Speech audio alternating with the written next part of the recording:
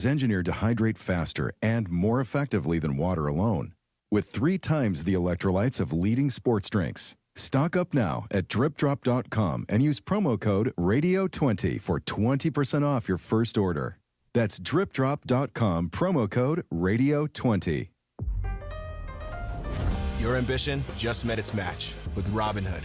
You play for the win, not just on game day, every day. Channel that drive into your money. Robinhood puts you in control, all on one platform. You expect more from yourself. Expect more from your money. Get started today at Robinhood.com/yourmoney. Again, that's Robinhood.com/yourmoney. Your money, your move.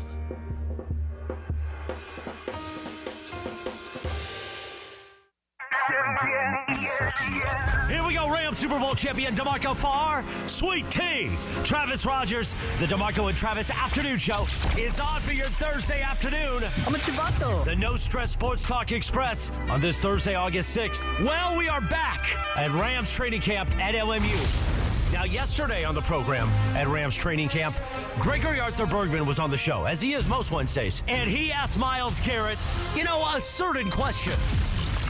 So I don't know if you saw it, but Justin Herbert, the quarterback for the Chargers, had his friend Madison Beer out there, and they were sitting there with a little picnic outside. Would you do that with Chloe Kim? Would you come out here and have a little, picnic, hang out with Chloe for a little bit? Let me stand back on this one. Yeah. I told him I'd say that was Frank Bergman that asked that question. Probably not. I appreciate that. By the way, we all thought you would not do it. Yeah, absolutely. I just thought it was funny. I want to call out DeMarco Farr. Mr. I'm a football player. Tough guy. You better not ask that, Greg. What's Myles Garrett going to do, DeMarco? He's not going to beat up Gregory Arthur Bergman. He'll make like 5 of them. Stop doing that. I played football. What am I? We're going to beat you up. Gutless bum, DeMarco. Anyway, we are live from Rams training camp yet again. Scheduled to appear, Kyron Williams. Ahead on the show, we got producer Laura, Travis, and producer Jorge. Jorge Briones from The Morning Show sitting in on the board today, while Young D, producer DeAndre, is running it in the social media room on the YouTube. Say hi to DeAndre in that YouTube chat. And tell everybody DeMarco's a bum and Greg Bergman's question was good. Let's have some fun. Rams Training Camp presented by the law offices of Jacob and Ronnie, Wava Grill, and Pachanga Resort Casino. Let's do it. Your Thursday afternoon edition. Let me stand back on this one. Of the DeMarco and Travis Afternoon Show right now. Go ahead. Where'd that come from? How did I become a football tough guy for standing back? Gutless bum. Gutless bum. Yeah. Why am I a gutless bum? I don't know. Where'd that come from? Why are you guys all staring at me? No, I don't know. That's so wild. I'm just here. Me too. Did they even say your name? I think you said my first name last. I think I was introduced last. So crazy. Right. Okay. Just working. Wow, I was not prepared for that. That's very interesting. That was fun seeing him yesterday. That was cool. That was super cool. I loved it. I absolutely loved getting a chance, and Puka too, for that matter. Yeah. Talking to both of those guys yesterday was an incredible amount of fun, and I'm excited to talk to Kyron again today. Today's the last day that the guys are out here. I just saw the truck get packed up. They put the squat racks on the truck. Everybody's moving out. Yeah.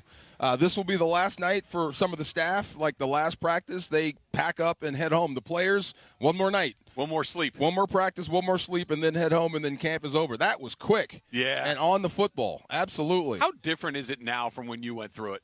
Like just the process, Travis, the physicality, the whole thing. I told you from day one, like I keep, when Whitworth was here, his first practice, he walked off the field and he was clean. I said, back in the day when I did this, I'd be bleeding by now on day one, out of some part of my body. Yeah. So, I mean, it's a lot safer now. I think you get better work. We talked about the tech advances out here. It just makes everything easier. And you got great weather, great field, great everything. It's completely 100% different from when I played. How much longer could you have played had you been dealing with this sort of environment rather than the blood and guts environment that you had to go through? It would add some years. That's the reason I think Aaron can come back and still get it done. I mean, because he has a coach and you have a league that doesn't beat you up Wednesday to Saturday now. Yeah. You could actually heal up and play your best football. So, I mean, I'm sure it would have extended careers like Kurt Warner. I'm sure he would have played longer had you not been able to blast him out and Troy Aikman. Yeah. back in the old Troy rules. Aikman, Steve Young, Kurt Warner, like those guys just took but Brett Favre. But that was the game back then. Yeah, and then you have coaches that know now, because I keep telling you, even Vermeil, every time I talk to him, the first thing he does is apologizes. Like, yeah, Coach, you've said that. Because he only knew one way to do it. Now it's been proven, thank you, Sean McVay, that this actually works. Look, not playing your guys in preseason actually is okay. I'm sure at some point, fast forward 30 years into the future or whatever it is, that they'll be doing it differently than what we're looking at today, because these things just evolve, right? They just change. More information comes. You realize that this works, this doesn't work, and this is the evolution from 30 years ago when you were doing it to the evolution of 30 years from now. God only knows what it's going to look like. Cars and seatbelts, man. We didn't know. Yeah. I mean, concussions. Like I said, you got your bell rung. Go sit over there until your head clears, get back in. Now we know. So everything's different. Oh, now we have guardian caps. Mm-hmm. We don't need to go out there and do Oklahoma drill to be tough. You don't have to do it that way to Unless you grow up in the Puka Nakua household, then you do it in the backyard with your brothers. I so identified with that, Travis. I was the tackling dummy. I was the weight. Wait, what do you mean you were the weight? I was the weight. They would use me as a weight. Military presses. Wait, yeah. Are you serious? Yeah. How my much two brothers. older are your older brothers? We're all 2 years apart. So I'm 2 and then 4. So when they hit like middle school or junior high. So he's a senior in high school. You're in the 8th grade. No, senior, sophomore. Okay. My middle brother was in school with me. My oldest brother had just left by the time I got to high school. Okay. Yeah. So, but when we were growing up, when they hit their growth spurt, when they needed weights, they would tie my hands and feet and lift me like a weight. Don't take this the wrong way. I think that you and I have established a good enough relationship that you understand what I'm about to ask you. Yeah. I never envisioned you as like a string bean kind of kid. No, I was a big kid. Yeah. Big kid. So this wasn't like a little like broomstick that they were putting over their head. No, you were probably a fairly good sized young man. This was me. I had the adult pants. They just cut and made into because the butt was so big. The booty. Yeah, and then I hated Marcus Allen. We called it Marcus Allen. That's when I would try to jump over the couch like Marcus Allen. And they would be linebackers and just drill me. Like they were on the other side of the couch and just coming out and trying to. My job was to jump over and do the Walter Payton, do the Marcus Allen, and I would just get drilled in the living room. What was your mother saying when you guys were doing the Marcus Allen? Mom was not home, but every now and then, that's when I would get them back. I would take a dive when Mom hit the driveway. She's coming home from work, and like I'd hurt myself. And then, you guys hurt him again, and they all get in trouble. Would they do that thing? Because I am the older brother, okay? I have a younger brother who's 2 years younger than me, and when I would hurt him, accidentally, of course, it was always one of those, don't tell Mom and Dad. Don't tell Mom and Dad. You know how it goes. Suck this up. You can't tell them this sort of stuff. Yes, I got Jordans out of that. Oh. I got several Atari video games. Oh, yeah. You don't want me to tell, huh? Pay me. There you go. Pay yes. up. I'm so glad but that right there, the guy you talked to, that is the real Puka. That's what I was trying to tell you guys way back when Chris was making his jokes about Puka. I'm like, this is the real guy.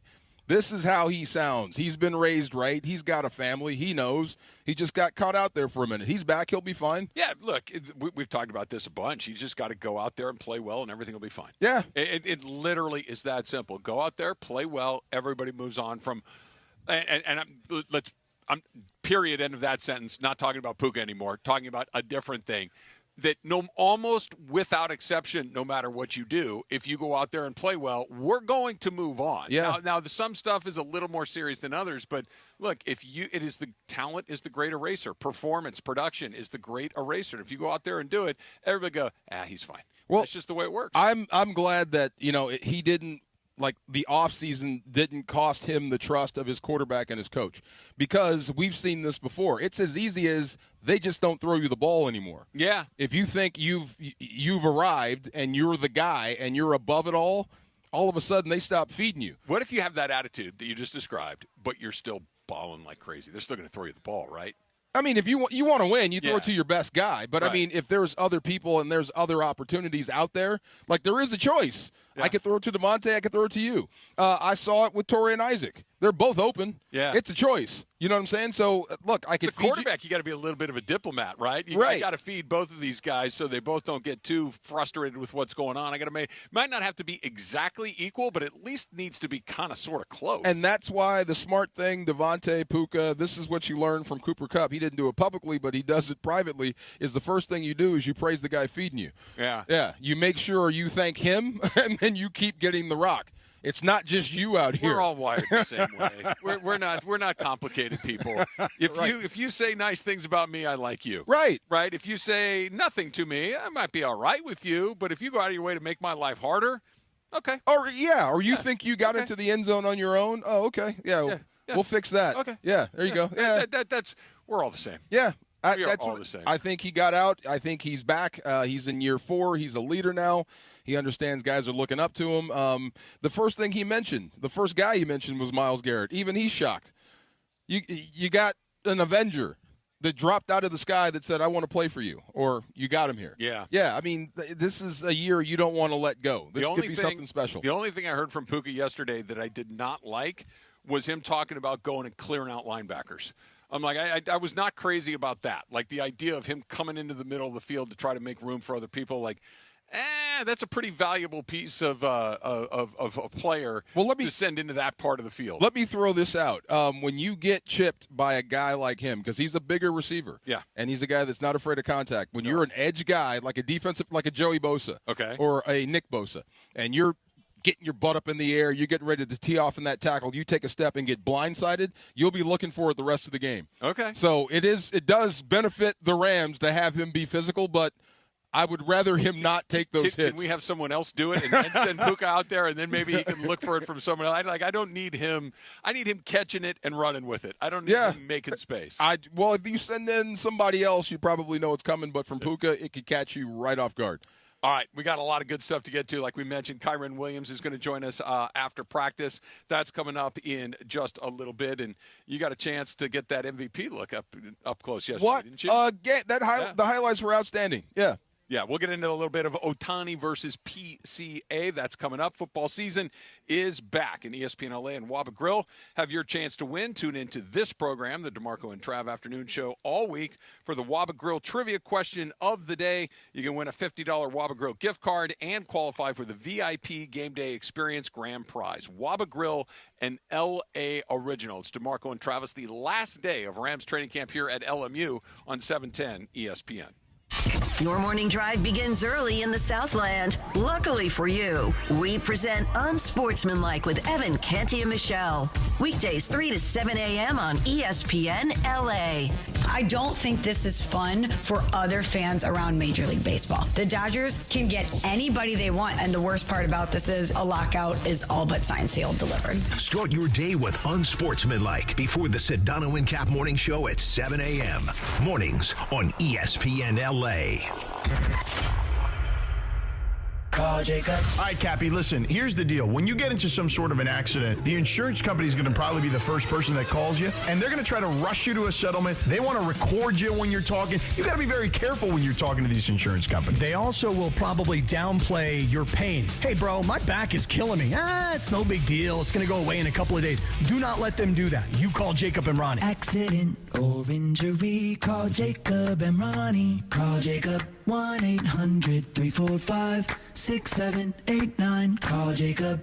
Hey, John Ireland here. Here in Los Angeles, our city water is loaded with chlorine and chemicals. That's why I got a Life Source whole house water system. It cleans and conditions water from every tap for healthier water with no salt and no regular maintenance. Upgrade your water and your life with Life Source. I did, and I'll never go back. Call the Life Source California factory today at 800-WATER-99 or visit lifesourcewater.com. Life Source water, it's not just better, it's essential. Life Source. Taste and feel the difference. Warranty limitations apply. This is the story of the one. As a maintenance engineer at a beverage manufacturing plant, he starts his day knowing every line is ready to run because Grainger delivers the industrial-grade products he needs to keep mixers, conveyors, and packaging equipment moving. With Grainger's vast selection of bearings, belts, and motors, he keeps operations running smoothly, so nothing grinds to a halt. Call 1-800-GRAINGER, click Grainger.com, or just stop by. Grainger, for the ones who get it done. Your ambition just met its match with Robinhood. You play for the win, not just on game day, every day. Channel that drive into your money. Robinhood puts you in control, all on one platform. You expect more from yourself. Expect more from your money. Get started today at Robinhood.com/yourmoney. Again, that's Robinhood.com/yourmoney. Your money, your move.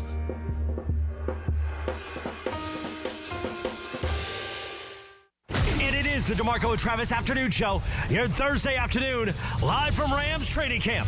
On your home of Rams football. ESPN LA's coverage and content of the LA Rams training camp is presented in part by Pechanga Resort Casino. Pechanga Resort Casino, official California gaming and casino partner of the Los Angeles Rams. Play your perfect combination at Pechanga Resort Casino, Southern California's premier resort casino experience. See for yourself what made readers of Newsweek and USA Today name Pechanga the best casino outside of Las Vegas. Visit Pechanga.com or call 888-PECHANGA for reservations or more information. Once again, back to Sullivan Field at LMU. Once again, DeMarco, Travis, producer Laura, roll on ESPN LA.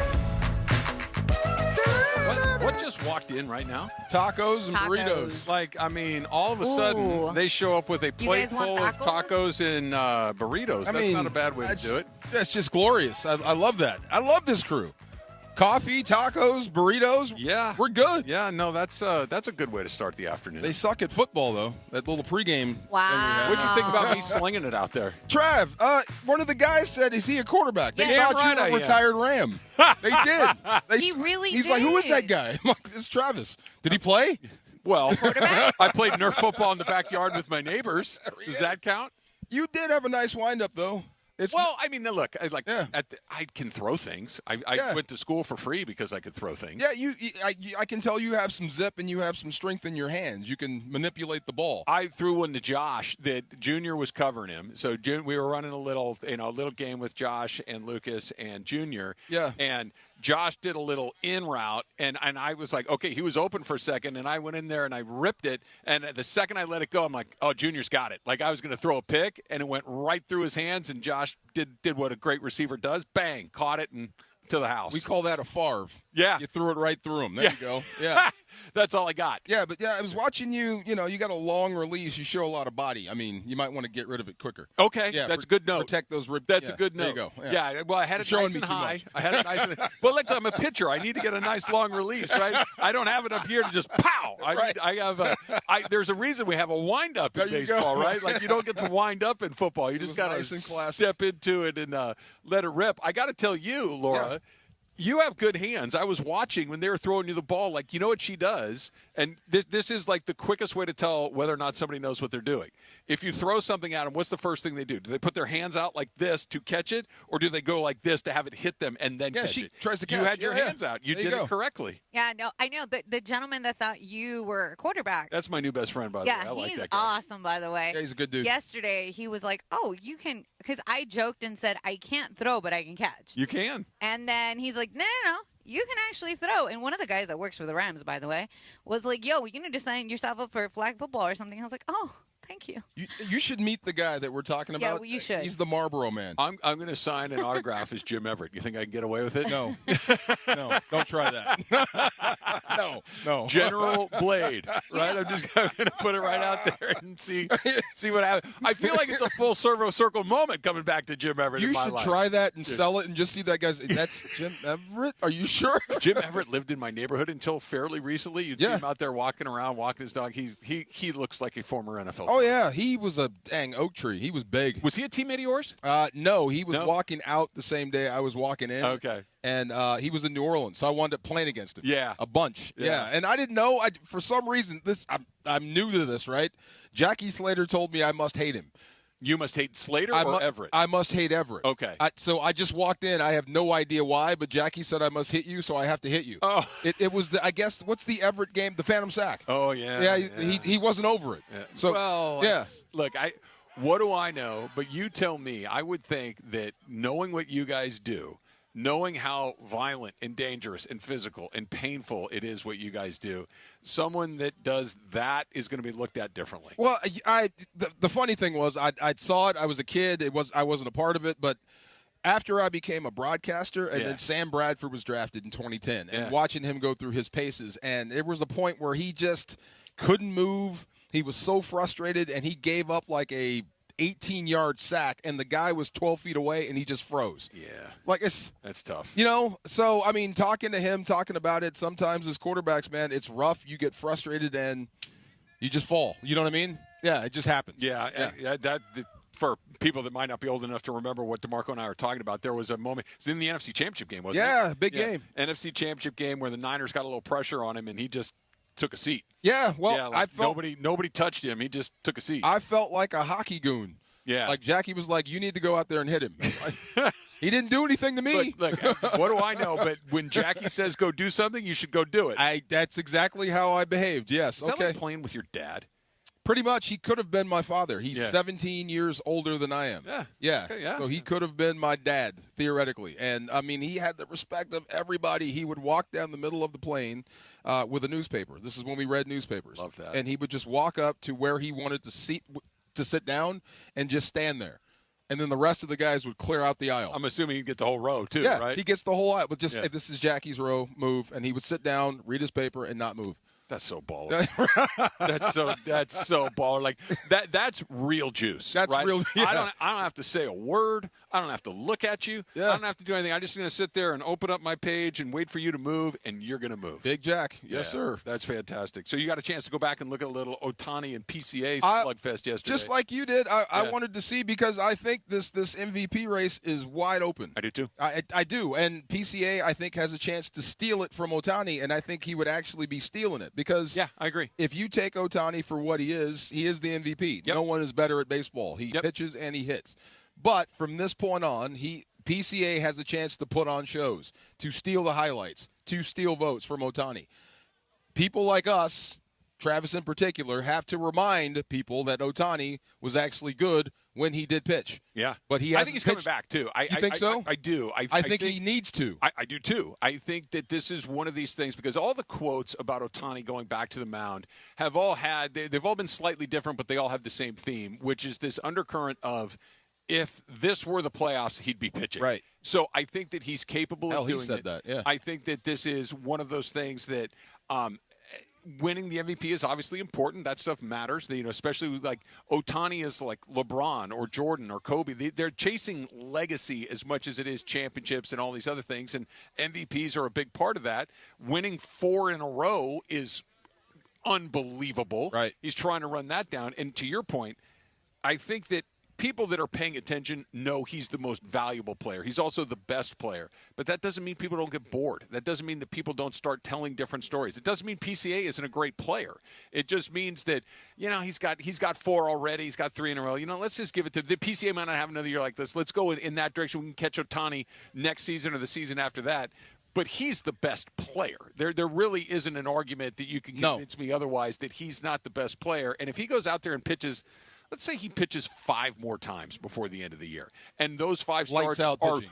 I don't even think they have to. I think they just have to be pretty good. Yeah. You know what I mean? Like B+ or better outings for Otani, and I think he runs away with it again. Because the numbers are close, virtually identical. 288, 26 home runs, 69 RBI, 28 stolen bases, 60 walks. Yeah. The first Cubs player to have consecutive seasons with 25 home runs or more and 25 stolen bases. That's the other thing about baseball you might want to consider, building new stars. Yeah. Because Shohei's going to be Shohei. I assume he's going to be around the MVP race again. You might want to nudge it towards PCA just for the building new stars of it all. Yeah, that's an interesting way to look at it. I think it's funny. Like, for me, I love dynasties. I love stars just racking up awards. Like I could watch. I want to watch the movie stars, right? I want to see the Tom Cruise movie. I want to see Otani. Right. I want to see. But Bonds I want a choice. I want Stallone and I want Arnold. Yeah. You know what I mean? So Shohei's going to be Shohei. It'd be nice to have the MVP over here. How about make Shohei the guy that's chasing versus the MVP? I love that too. Let's see if he can regain it.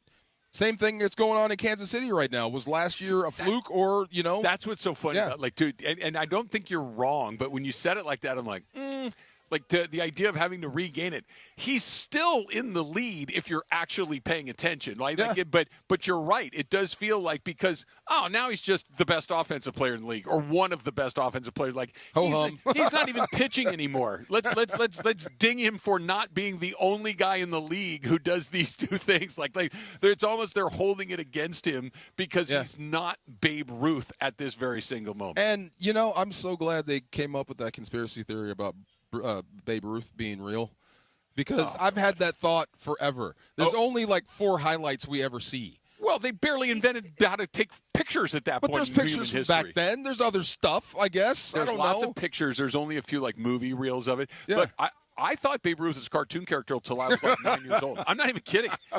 I thought that Baby Ruth, the candy bar, was like part of the story of Babe Ruth. I thought he was a cartoon character, the only guy that could hit home runs, the guy that was, overweight and hit this bat that was like a telephone pole, and he just hit these. And I'm like, that's not a real guy. Like, you don't think about things when you're 8 or 9 years old like that until I finally was like, hold on, that was a real. That's person? A real person that lived, and the candy bar has nothing to do with him. That's actually something totally different. You've seen and heard some of those podcasts about guys that were actually talking about the bats they used, and where he played. Like, you can't get it out from here with that.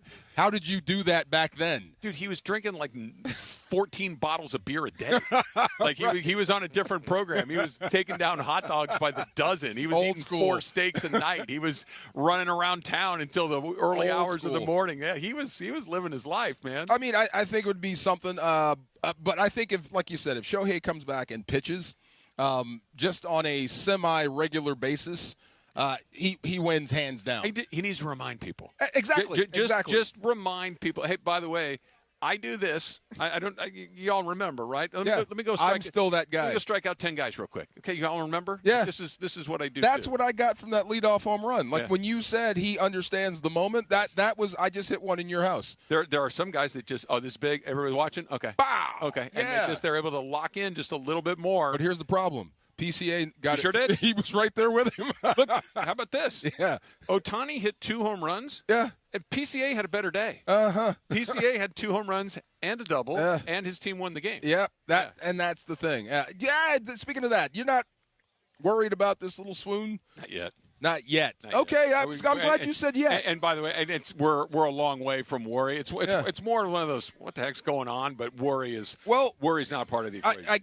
You don't worry about losing streaks, right? It's just how they've lost is what bothers me. That's a better point of concern. Like how they look is like they look bad. Yeah. That they're losing is like, okay, it's baseball, it gets weird, but that they're playing crappy baseball is bizarre. But then you kind of look around, who's not there, who is there, who's on the mound. They're just a lot going on. Every year they have a week or two where it's like, hey, what's wrong with them? And the answer is always nothing. Well, it's not just bad luck. Tell me if I'm wrong. 6-game skid. The starters have been hammered. Yep. For 8.42 ERA and 13 home runs in 31 innings. That's the big one. Okay. It's the home runs that they can't keep people in the ballpark is a big deal. We'll get into all this with Greg. He's going to join us for a little first pitch, which is coming up next. And Rams training camp, where we are, is back. ESPN LA's coverage and content is presented in part by Pechanga Resort Casino. Play your perfect combination at Pechanga Resort Casino, official California gaming casino partner of the Los Angeles Rams. Visit Pechanga.com or call 888-PECHANGA for reservations and more information. A little Greg Bergman joining us next for first pitch. We're here at LMU for the final day of training camp on 710 ESPN. Mornings in LA start with Sedano and Cap. Yeah. When's the last time you played beach volleyball? Oh, it's been forever. It's been years and years and years. Right in. Yeah, but I'm an athlete. Weekdays starting at 7 a.m. on ESPN LA. I'm an athlete, and I would get out there, and I would be, believe me when I tell you this right now, you wouldn't even know that I hadn't played. I just would have fit right in. Now, maybe I never touched the ball, but I would have just fit right in. It's like if you put me in a Major League Baseball game and you stuck me in right field and no balls come out to right field, and then I come up to bat and I take 3 swings and I strike out, how different do I look? Guys do that all the time. I could fit right in with you and your friends playing volleyball. And you know what? Some of those friends know you. You would have fit right in. You don't think so, Funch? No. What do you mean, no? No. He was mumbling again. I was laughing at the thought of you trying to play beach volleyball. But why so? These guys, he's playing with like professional athletes. Well, this guy played college volleyball. The Morning Show with Sedano and Cap. Weekdays starting at 7 a.m. on ESPN Los Angeles. There you were, surrounded by fans, sharing wings, sharing drinks, high-fiving random strangers. Everybody remembers the game, but nobody remembers the guy coughing behind you until a few days later. It's 2 o'clock in the morning. You wake up, you got a fever, your throat's on fire. So now what? Urgent care closed, ER slammed, telehealth? Maybe, but the pharmacy's closed. You need a medical emergency kit. These are not first aid kits, everybody. They contain essential prescriptions used for over 30 common conditions, sinus and ear infections, UTIs, stomach bugs, traveler's diarrhea, and more. You can even use your doctor-developed guidebook to select the right prescription or call their telemedicine doctor standing by. It's like an urgent care in a drugstore in your house. When you're sick, traveling, or stranded, you'll wish you ordered a medical emergency kit. Order online in minutes, and it's shipped to your door. Save $45 with our promo code 710 at urgentcarekit.com/710. That's promo code 710 at urgentcarekit.com/710. Progressive presents the Passionate Sports Fan Checklist. Signed jersey of your favorite bench warmer? Check. 14 bobbleheads that look nothing like the players they're emulating? Check. Twin TVs so you can watch the game on 2 different networks simultaneously? Check. Life-size wall sticker of your favorite player that routinely freaks you out at night? Check. A second life-size wall sticker so after the first one freaks you out, you see the second and you're like, oh right, the wall stickers. Check and mate. Bundle your renters and auto insurance with Progressive and save on protection for the things on your checklist. Get a quote at Progressive.com. Progressive Casualty Insurance Company affiliates and third-party insurers not available in all states or situations covered subject to policy terms.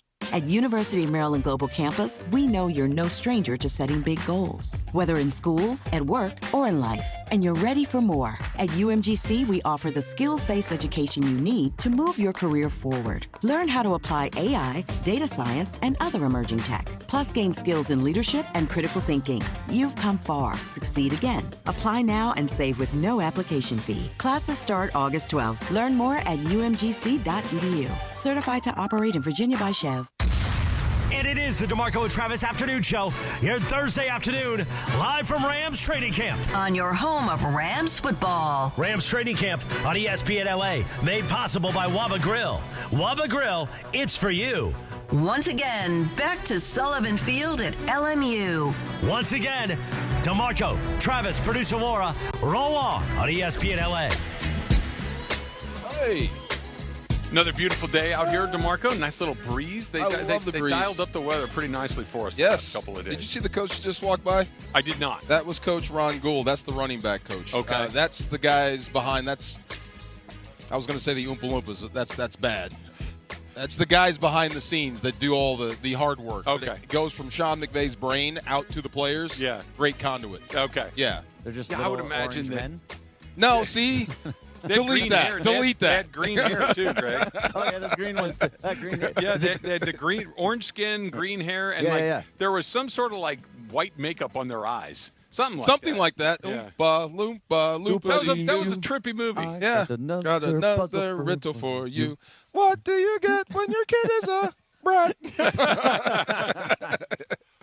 You know those songs. I know High School Musical and Mary Poppins. There we go. See? Yeah, those are it's pretty in good. there. It's embedded. That boat ride through the tunnel was messed up, by the way. Oh, that was an amazing scene. I love that scene. Yes. But the High School Musical thing, that's the weird one. Of all the things you know, the High School Musical stuff is the weirdest one for me. I have a daughter that was exactly the right age when High School Musical was at its absolute peak, and that movie was in our DVD player like 6 times a week. Got it. Yeah, I could not. It was just through osmosis. You know, we're all in this together. Like I know all of the songs. Yeah, I don't know the dances. I don't know any of that, but I do know the rest. Yeah. Greg, I got a Blue Review question for you. Blue Review. What is the biggest concern about the Dodgers right now, as the Blue Review is concerned? The biggest concern right now? The biggest concern is all of it. It's the bullpen. It's not paying attention to the outfield. It's the base running. It's the offense not getting hits. It's pitchers not named Yoshinobu Yamamoto and Tarek Skubal not being able to get outs. There's a lot of things that are a problem at this moment and the reason for this 6-game losing streak. But I think the biggest thing overall of all of it, that really matters down the line, is the catching. No question. I am so worried about the catching with no Dalton Rushing and no Will Smith. That's exactly right. That's the part. Look, Glasnow's going to come back. Snell's going to come back. Ohtani's going to come back. The pitching will be fine. I don't worry about that at all. You've got two guys at the back of the bullpen that you feel relatively good with, in Scott and Diaz, and a whole bunch of guys to bridge the gap if you need to go from the starter to something before that. If Will Smith comes back and is still not right, and Dalton Rushing is unavailable for the rest of the year, that is the biggest issue, because you're going to be using a guy back there that is not of the caliber that you've been, not even the caliber of a guy like Dalton Rushing, and certainly not the caliber of a guy like Will Smith. And Rortvedt gives me a little bit of peace of mind because he was a part of it doing it last year, and he went through some tight moments with that team, but Fiducia just hasn't had to be a part of something like this. Not that he can't do it, but we just don't know if he can do it. No, you don't know if he can do it. The good thing about him, though, is that he's been around here with this organization, and he was also with the Rays organization. That's a very good organization. They're a first-place team, too. So he's in a situation where he's in pressure moments. Even though it's still not the playoffs, it's still a little bit different. But the fact is he's someone that's playing with a top-tier team in two different spaces.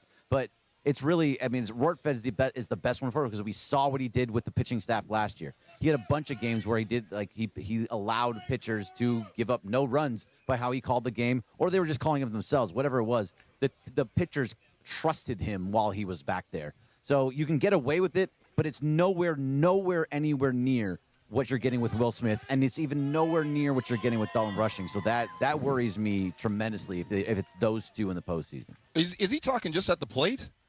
No, or everything? I think it's the whole package. The whole package. All of it.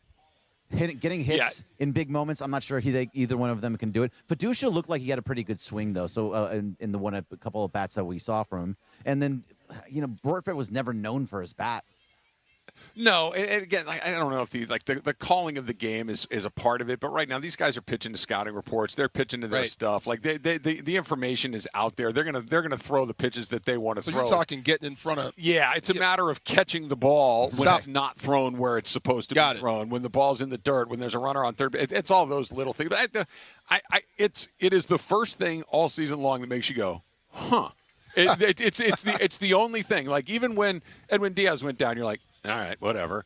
When Kyle Tucker has really not been able to get on track, it's like, okay, they're still, winning a whole bunch of games. This is the thing that is like, okay, let's see what happens next. It is. I think you're spot on, Greg. Yeah. PCA going to steal the MVP? I think it's weirdly enough, it's possible. I don't think he should. I don't think that because at the end of the day, if you look at it, who's the best player in all of the National Leagues? This one, and the other. The best player is Shohei Ohtani, and he did two things for most of the year. I understand that he hasn't done it at all. He hasn't done the second thing, the pitching part of it. But the fact is that he is the best player out there. PCA is having a fantastic year. He had another great play today where he was sliding into third base. It was a tied 2-2. The ball gets away. He goes home, and that's just another moment for PCA. So he can go out there and steal it. It will really just come down to Shohei holding on to it. And if he comes back and pitches again, and he does pitches at a pretty good to high level, then I think he still holds on to it. I still think he's ahead in all of this. PCA is trying to grab it and steal it from him. I think if there was a vote today, it's remarkably close. I think that if you took a vote a month ago, it is probably unanimously tilted towards Ohtani. And I think a month from now, we're going to be real close to back to a near unanimous vote for Ohtani, because I think you're right. We were talking about it a second ago, Greg, and I said to DeMarco, he just needs to remind people of what he's doing. Yes. Like that he hasn't pitched in, what is it, like nearly 8 weeks now. Like, it's like, okay, like as weird as it sounds, we kind of forget that it's not normal to do both of these things unless we see both of those things. And when he goes out there and just takes the ball 3 more times over the course of the season, 4 more times over the course of the season, and pitches reasonably well, it's like, oh, yeah, right, what were we thinking? How do you say I am him in Japanese? That's what you have to Shohei Ohtani. That's it, right there. If you go by very definition of most valuable, it's Shohei. But I think PCA could outplay him down the stretch without pitching. Yeah. Oh, he could, because especially if he has amazing defensive web gems and things like that. But this award is never the most valuable player. But if it is the most valuable player, he's the most valuable player to the Dodgers. Hands down. Without question. If you don't have Shohei, I'm looking at this and saying that team's not winning the World Series. He's not just the most valuable to the Dodgers. He's the most valuable to baseball. Right. No matter how you define value, he wins. Yes. If its value is to who generates the most income, he's the most valuable. If it's the value to if you took a player off a team, how does the team look most different? He's the most valuable. If it's who's the best player, he's the most valuable. However you want to define it, he is the most valuable. That's why I think this conversation, and DeMarco, I'm with you. I think you're 100% right. But if you really stop and kind of go, okay, how do we want to define it? The answer is always going to, or at least this season, it's Ohtani. And what's interesting to me, let's say hypothetically, there's another guy in the league that is the equivalent of Tommy Edman as an offensive player and let's say Eric Lauer as a pitcher. Okay? But he's both. It's one guy, but he is an everyday offensive player and a rotational starting pitcher. That's the MVP of You're on the MVP. Yeah, that's what I mean. Like, he's the best hitter and one of the best pitchers. If you were just kind of surviving in the league as both, you're the MVP. So this is why these conversations always leave me a little frustrated by the time I kind of think my way through it. Yeah, and if you go look at it like just as the regular stats, we're talking like home runs, RBIs, OPS, on baseball, all the blah blah blah, all that stuff. It's virtually identical. Yeah, and so PCA has a higher WAR overall, and because that is a big deal in these conversations. But then you think to yourself, oh wait. Let's go look at his pitching stats too, and he has a 2 ERA and a sub-1 WHIP. Like right there, it's over. And I just don't want it to be a situation where they give it to him because it's some stupid reason. Like it's not the end of the world, Greg. No. It's not the end of the world if he doesn't get it. No, of course not. It'd be nice for baseball to build a new star. No, it's not like Shohei's going away. But you know what I mean? Okay. In that sense, in that mentality, that's the same mentality of what I think of what they're doing with the Hall of Fame. Just putting anybody in because we want somebody else to go. We want another person in there. It's not like he's having a subpar year. I'm just no. PCA is great, but there's a player that has a great year every year. Last year was Francisco Lindor. The year before that, it was Kyle Schwarber. It still is Shohei Ohtani. That's true. Big Dumper went away.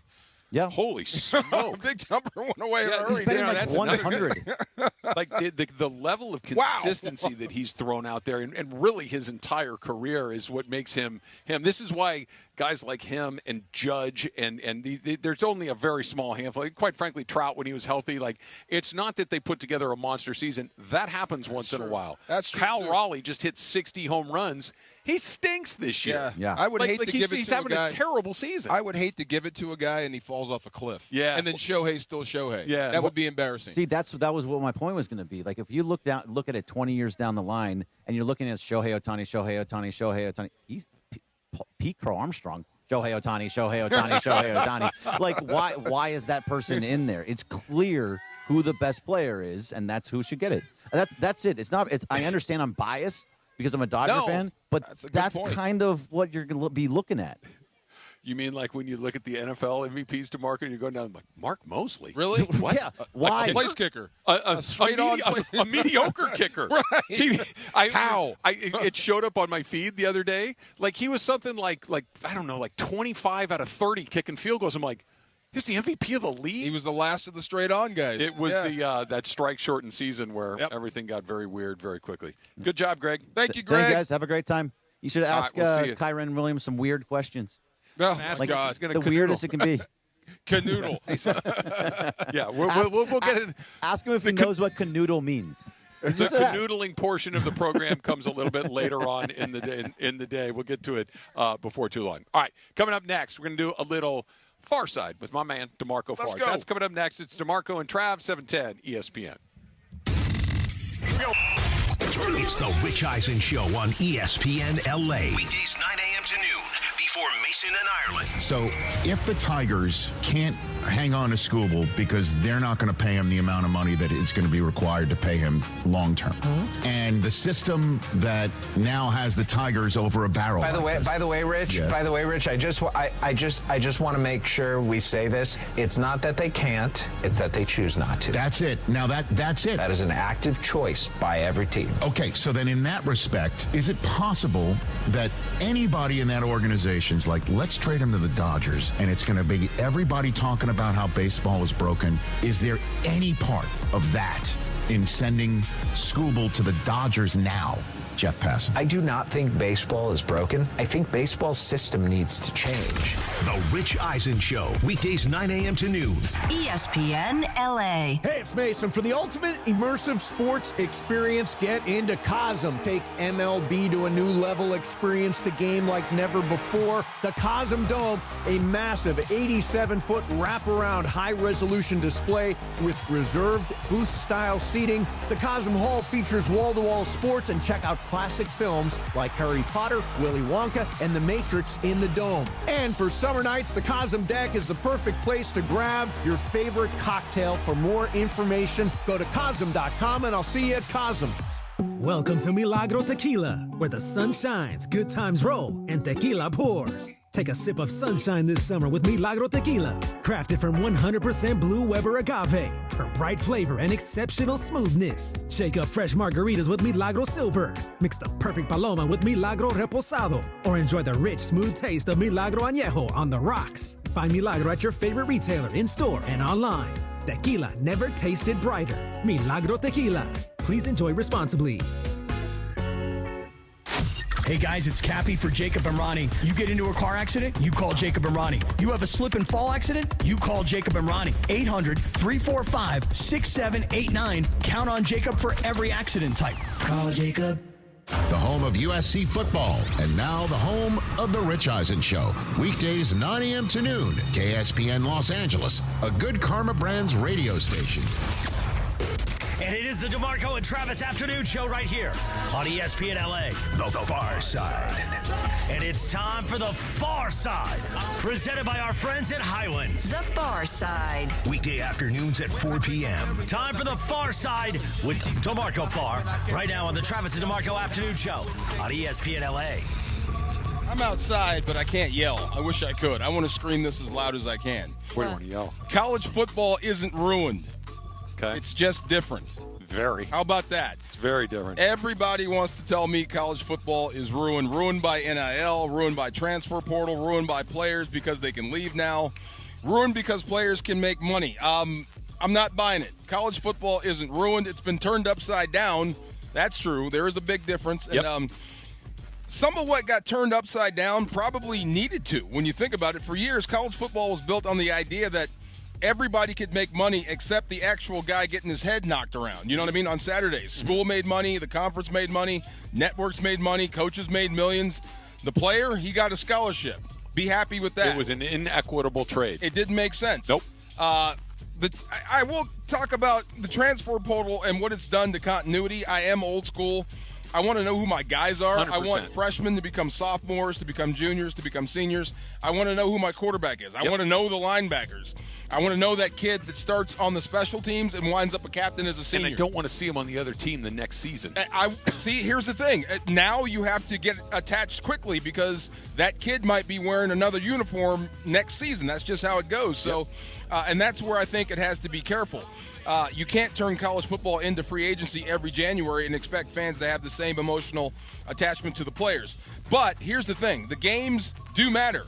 When USC and Notre Dame line up, you care. Yeah. When Ohio State and Michigan lock up, you care.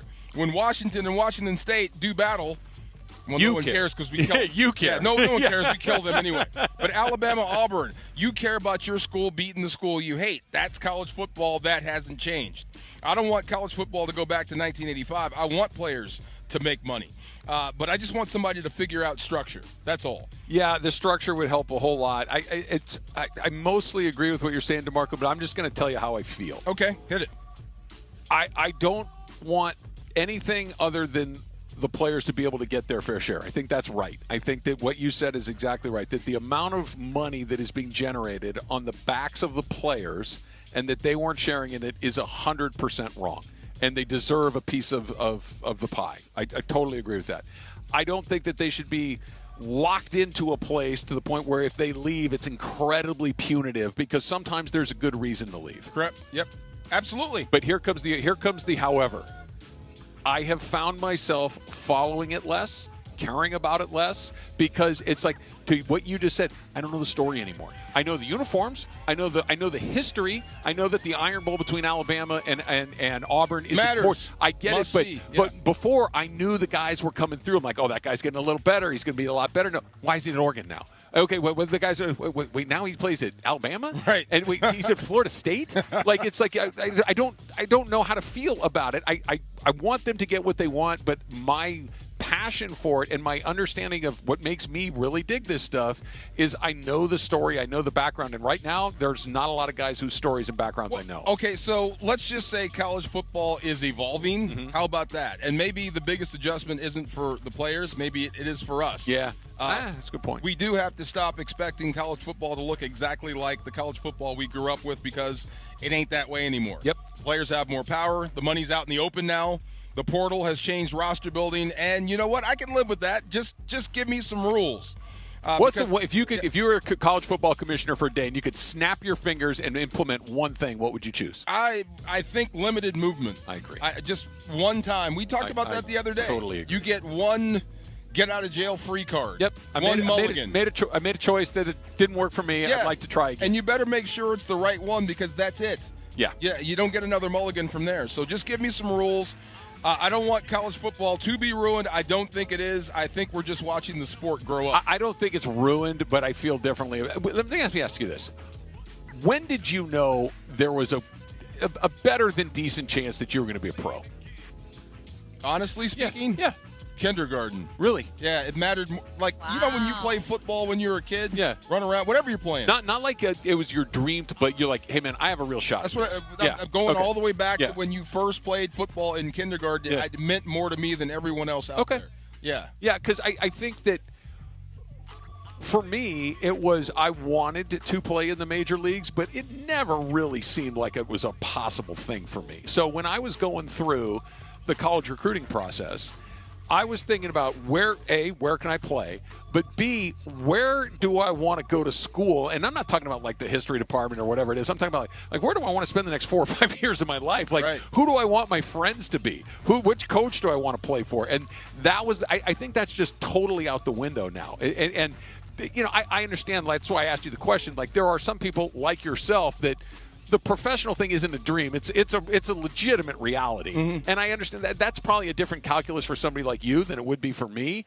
But I think that there are far more people that understand, like, hey, man, I'm going here, like, to go from this school to that school just to get a few more snaps when you're not going to go play in the league anyway, or to get a few more shots. Like, you're not going to the NBA, pal. It's just not happening. I think some guys really think they are. And I just saw that Dominic Raiola kid. Yeah. Again, how many years has he been in college now? 46. Yes, and he's still talking trash. I think he's throwing Nebraska under the bus right now. Yeah, but some guys move. I mean, they talked about it here. They want guys to be able to compete and sit and learn. I think that's the thing with Ty Simpson. He stayed. He was at Alabama. He's only got 15 starts, but he was there. He was competing. That's the way it used to be. If you had your rule where you can only transfer once, would you have to sit out a year to do it? Because then it makes you think you got to really think about it now. I thought it was you get one free move or unpenalized So I could move. play for Washington my freshman year, and I could play for Oregon my sophomore year. Right, and if you wanted to move again, then you go back to you have to sit out a year. Okay. Yeah, so you can move again, but you're going to pay for it. You're going to pay for it. I think that might change some minds and make some guys sit in that situation and compete for jobs, man. You know, the transfer portal, it's like you can pull the ripcord like that. Not everything's going to be easy. No, but the one thing that does bother me is, a school can roll in with more money and steal your quarterback. Yeah. That's got to change. Like, let's lock it in. Yeah. Like, let's lock it in. Like, and I know that sounds weird, but the cat's out of the bag. These are professionals by every single measure of the world. You're receiving money for services provided. That's a professional athlete. Correct. Right? That's just the way that it is. So let's put some contracts together. You're going to be here for this amount of time for this amount of money, and the only way that this contract can be broken is if we both agree to it. Like, you know, and if you say, you know, I want you to come play for me, and I say I'll come play with you, and we both decide, hey, you know what, this isn't working, okay, but if you say, hey, I found a guy I like better, tough, you know what, you signed a con, we both have to agree on these things. That just makes me nervous because there are pros that get duped. Now you're going to have high school guys trying to make those decisions. Yeah. When you talked about the agents, right, and you'll see guys moving people to high school from high school to high school, you know, and you're making them pros as sophomores, you know. But the other part of it is, I don't think that we let perfect be the enemy of good. Are there predatory people? Of course there are. But they're out there anyway. They're already whispering in people's ears. If there's some good to be had out of it too, I don't think that that's the end of the world. And not all agents are bad. There's some good guys too. Some guys that would steer you to. But there's going to be, what was that guy's name? Kyrie's uncle? Was it Uncle Jesse? Oh, no, Dennis. Uncle Dennis. Give me part of the Maple Leaves. Yeah. Dude, that's how you negotiate. Well, they went from give me part of the Maple Leaves to let's start a company and I'll plant some trees, but I'll never actually plant some trees or and he got whatever away the scot-free. Yeah, whatever the situation. Well, not yet. Not yet. We'll see. He might. We'll see how that goes. Speaking of, I was looking at some report cards, some off-season report cards that had the Clippers on there, which we can get to in just a little bit. But coming up next, we're going to check in with the voice of the Rams, Mr. J.B. Long. He's out here at practice as well. We'll have a nice Rams conversation with him. That's coming up next. It's DeMarco and Trav, ESPN LA. It's the Rich Eisen Show on ESPN LA. Weekdays 9 a.m. to noon. Jeff Passan joining us here. I think that the players right now are extraordinarily dug in because they don't think that what MLB has presented to this point is going to change the competitive balance aspect any more than what their plan would do. The lockout is coming December 1st. It's going to happen. I worry we could be in for a lot of games missed this season. The Rich Eisen Show, weekdays 9 a.m. to noon. ESPN LA. John Ireland here, and when it comes to vodka, I like a winner, and Blue Ice Vodka delivers. America's largest potato vodka. Double gold rated, just 64 calories an ounce, and made from Idaho potatoes. Clean, smooth, no additives. Blue Ice Vodka. Vodka with standards. Football season is back, and ESPN LA and Waba Grill have your chance to win. Tune in to the DeMarco and Travis Afternoon Show this week for the Waba Grill Trivia Question of the Day. Be caller number 7 with the correct answer, and you'll score a $50 Waba Grill gift card. Every daily winner is automatically entered into Friday's random drawing for an unforgettable VIP game day experience. Listen all week on ESPN LA. Waba Grill, an LA original. Shohei Ohtani's interpreter was fired today. Ippei Mitsuhara ran up gambling debts to a Southern California bookmaking operation. The inside story of the biggest scandal in modern baseball. He was absolutely bananas, the amount of bets he was making. I've never seen anything like it. From 30 for 30 podcasts, this is The Betrayal of Shohei Ohtani. Presented by Gusto. Episodes 1 and 2 available now. Listen wherever you get podcasts. Okay, all signed up. Easy. Now let's run payroll. What the? Hey girl, I'm you with more Gusto. Nice. Who's that? New social media manager, hired and onboarded with Gusto. And spoiler, we're kind of famous now. Wait, we're famous? Oh, well, I'm famous. Payroll, benefits, and HR. Designed and built for small businesses. Choose a future with Gusto. And it is the DeMarco and Travis Afternoon Show here Thursday afternoon, live from Rams training camp. On your home of Rams football. ESPN LA's coverage and content of the LA Rams training camp is presented in part by the law offices of Jacob and Ronnie. Proud to be the legal partner of the Los Angeles Rams. Big hits belong on the football field, not on the freeway. If you're injured in an accident, call Jacob, 1-800-345-6789. Once again, back to Sullivan Field at LMU. Once again, DeMarco, Travis, producer Laura, roll on ESPN LA. All right, final day of Rams training camp here at LMU, and we are joined by the voice of the Rams. You hear him every Sunday, and I guess it'll be Sundays, Saturdays, Wednesdays, Thursdays, and Mondays this year, JB. I think the only day they don't play, honestly, is Tuesday, I think, at this point. So, yeah, you're gonna have your calendar full this season, my friend. Well, this brings me closer to Melbourne. Not just the last day of training camp here at LMU, but sitting between you two guys. Yay. My 11th go-around with you. It is an honor and a privilege, and thank you so much for your years of friendship. And I don't think it's hyperbolic to say this is the most anticipated one we've been a part of yet. I can't wait to get to preseason. I really can't. Till we start playing ball. I mean, what's the one thing you're looking for preseason game number one? What do you think is the goal for the Rams? I think the highest pick in the Sean McVay era needs to acquit himself well with a helmet on, in front of a live audience. And he's going to get that opportunity, I think, throughout these next 3 games. We know who QB1 is. He takes the field to MVP chance here in Westchester these days. Don't think we'll see him until Melbourne, Australia.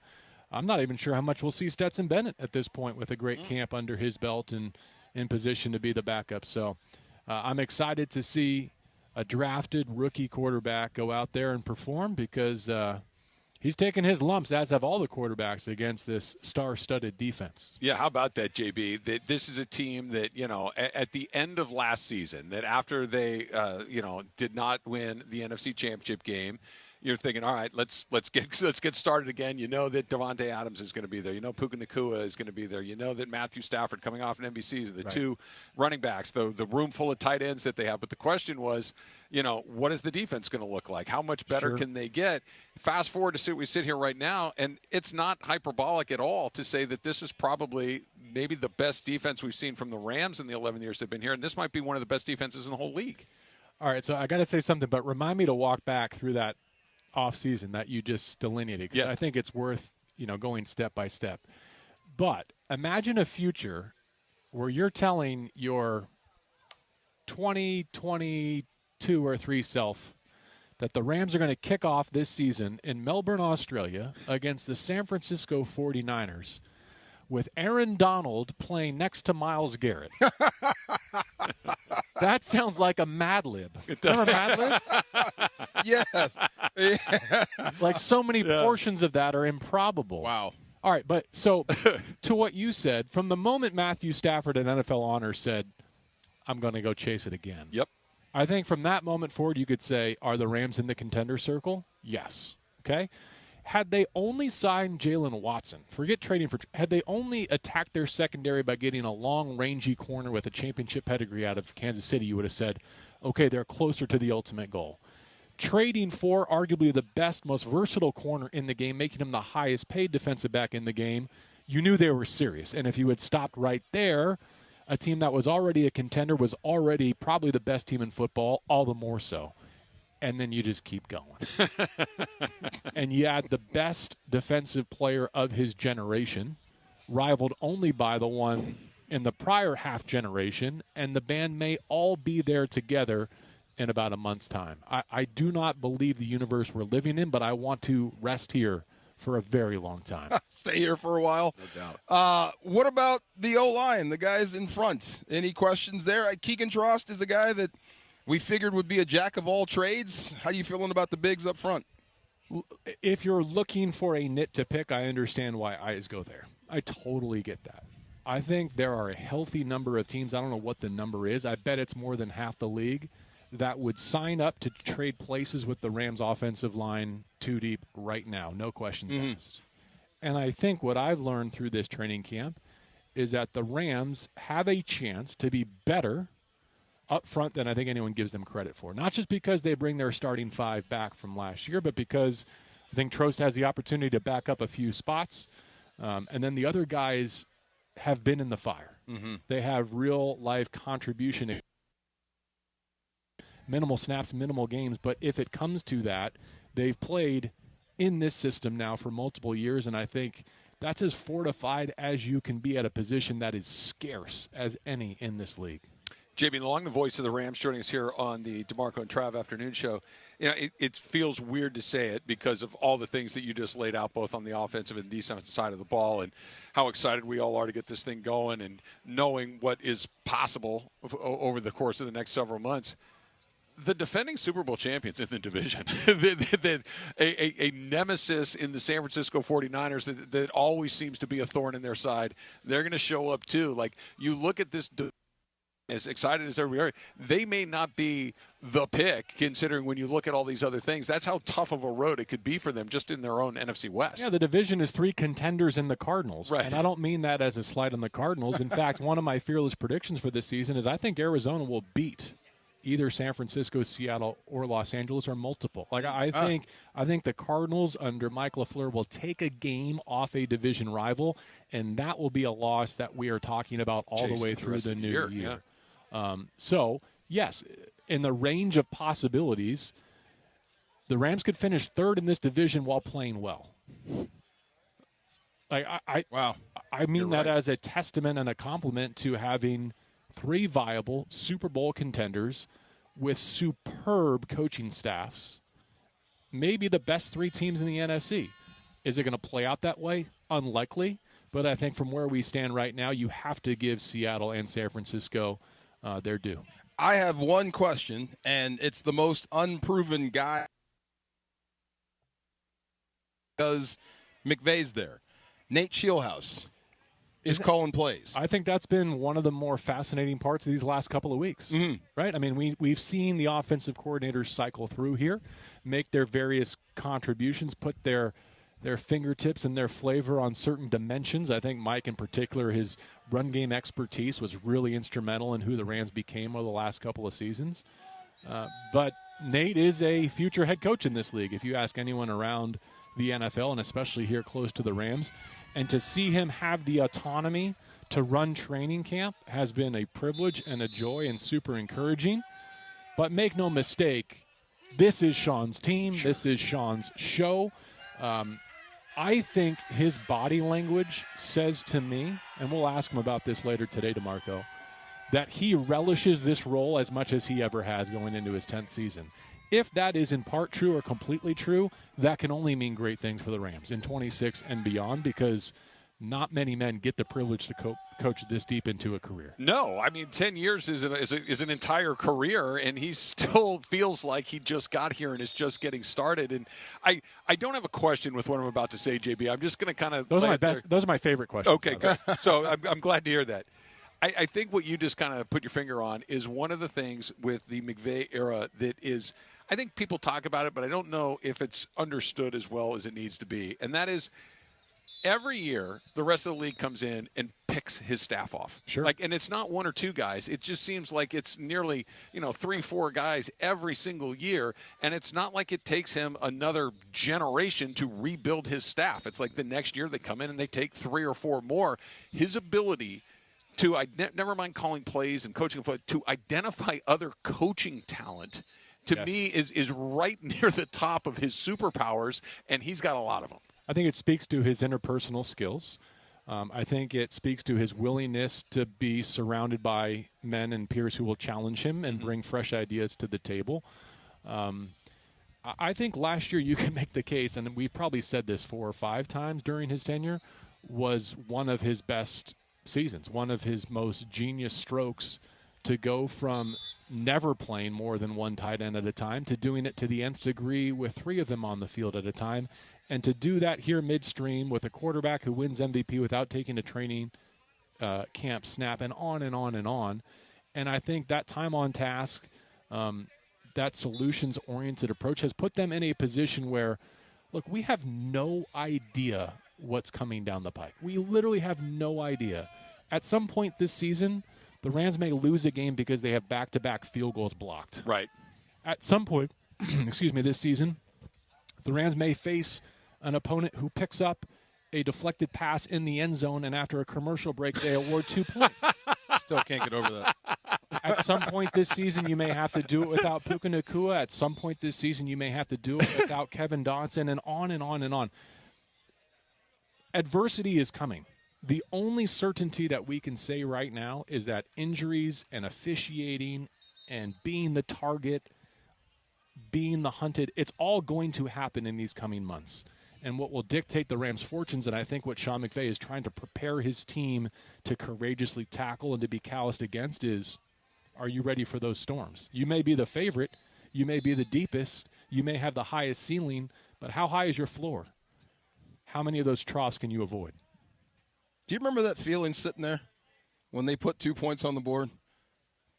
How you felt when it happened? Like, that's got to be it. What are they doing?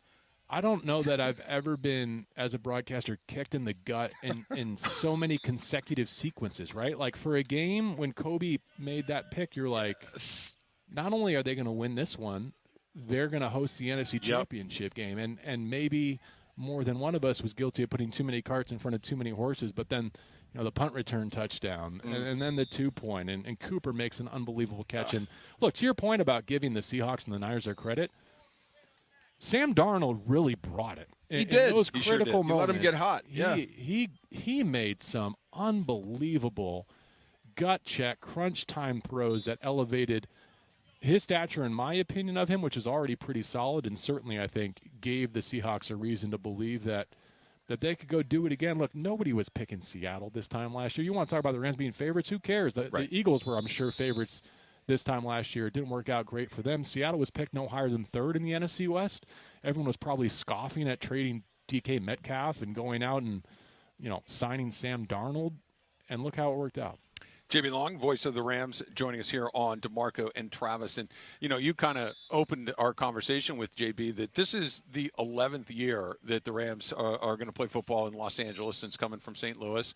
And I remember sitting on the Coliseum field with you and Maurice Jones-Drew and our friend Kirk Morrison. And we were the first time we'd ever met each other and kind of sitting around and feeling like, okay, we're all kind of getting to know each other and quite frankly getting to know the team and getting to know the staff and everything else. And put yourself back in those shoes and then take a look at what you see around here right now in that journey over 11 years of not just, the growth of the team in L.A., but the really consistent excellence that's been here for a decade. Well, the uniforms match now, which is nice. I feel like that was a weird look. That was a good step forward to take. And I actually have lived a lot of this summer because my boys, they don't get access to a lot of video games just because of the way my wife and I, run the house. We're probably too strict for our own good, but sorry to my boys.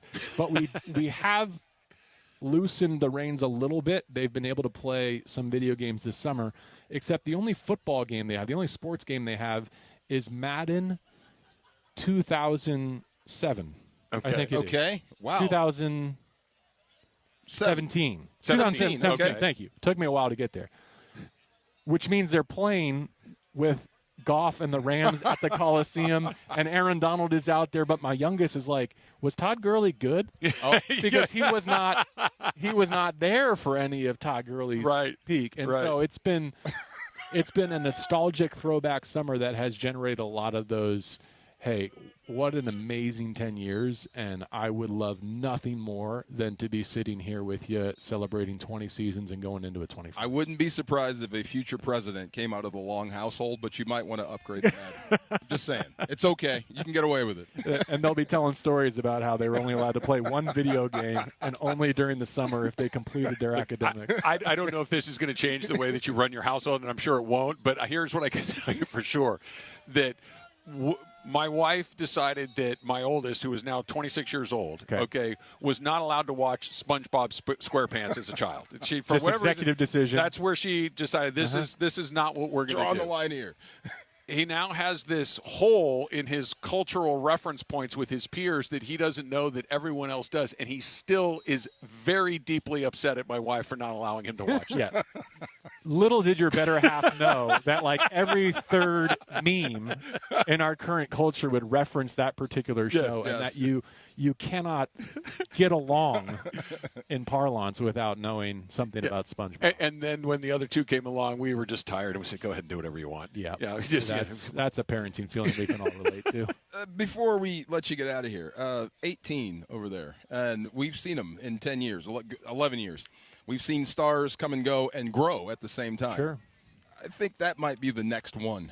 He's talking about Terrence Ferguson, and I think he's probably been a top 3, at worst a top 5 story of this camp. And it's interesting because if you rewind time 12 months, though there were high hopes because he was the first pick of last year's class and because the Rams said they would have taken him in the first round and because he plays that position, everyone was excited. But he was a little banged up. He was deep in a built-out tight end room that only played one at a time. And then he didn't really get on the field. It was a healthy scratch on the front end of the season, and people were asking all sorts of questions like, did the Rams reach? Did they trigger too early on Terrence Ferguson? Lo and behold, here going into 2026, I think he has all of the makings of a breakout star. The Rams can play 11, 12, or 13 personnel, and he can be part of all of those formations. There's been a lot of ink spilled and thoughts shared this summer about the Rams not adding to their receiver room. I think what gets overlooked is Puka, yes. Devontae, yes. Terrence Ferguson can be your wide receiver 3. He can be your tight end 3. He can be a lot of things for this offense.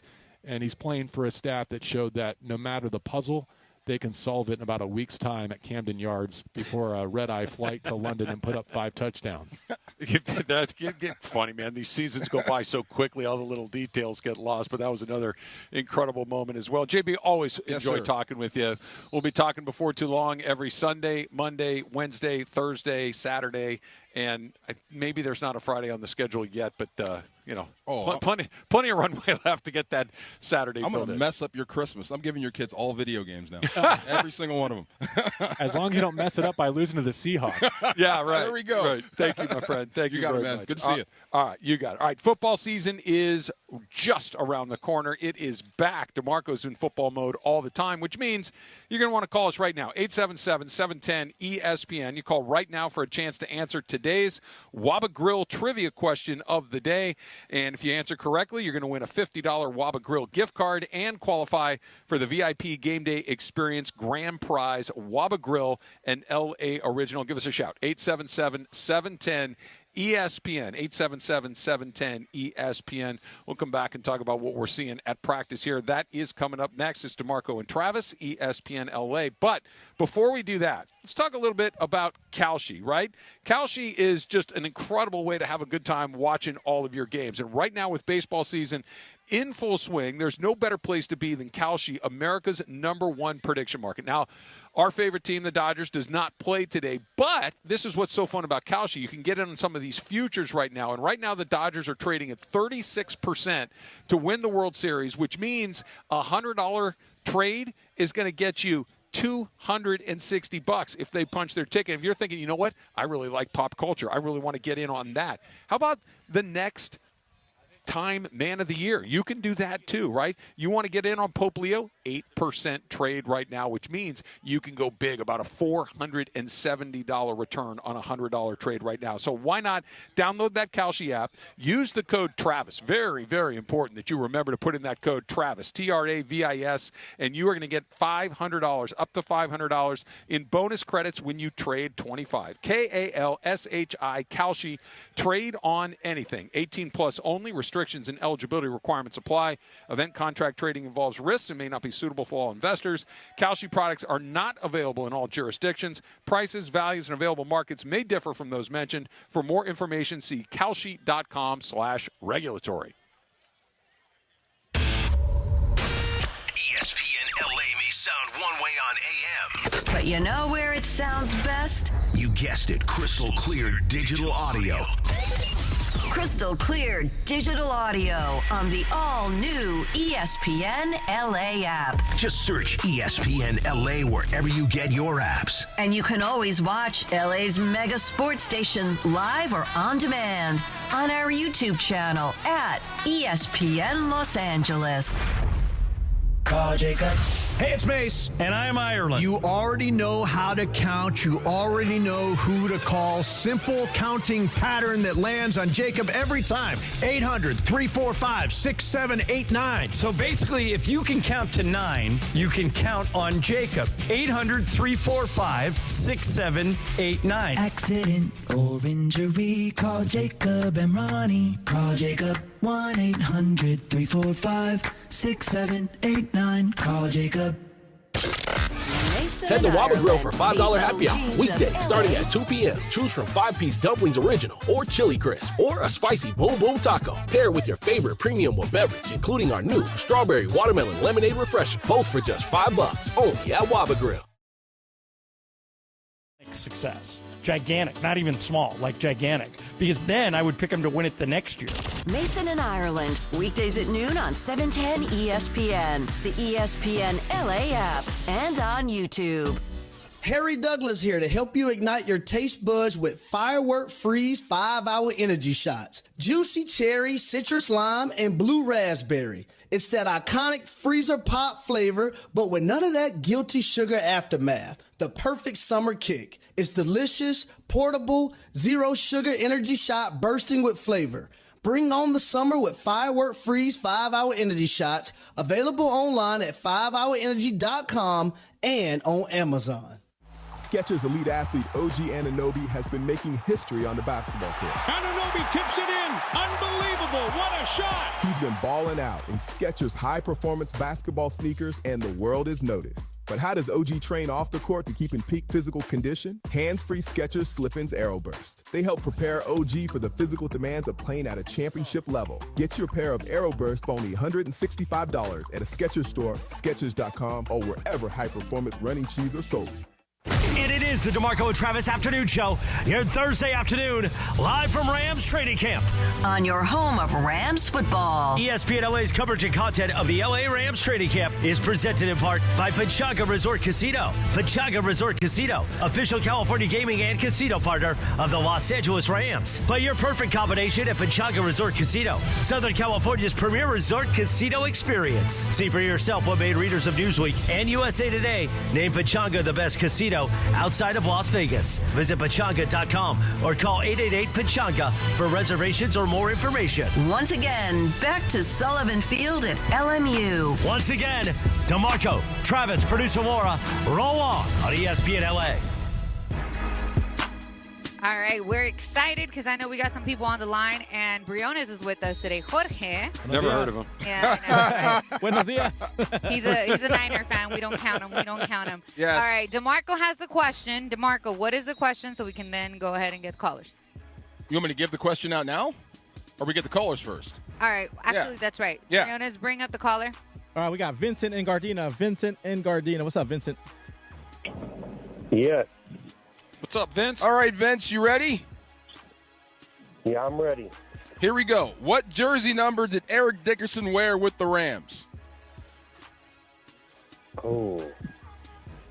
Yeah, don't got it. Sorry. Oh, Guess. Just throw one out there. Take a stab. Oh, he hung up. Yeah, he hung up.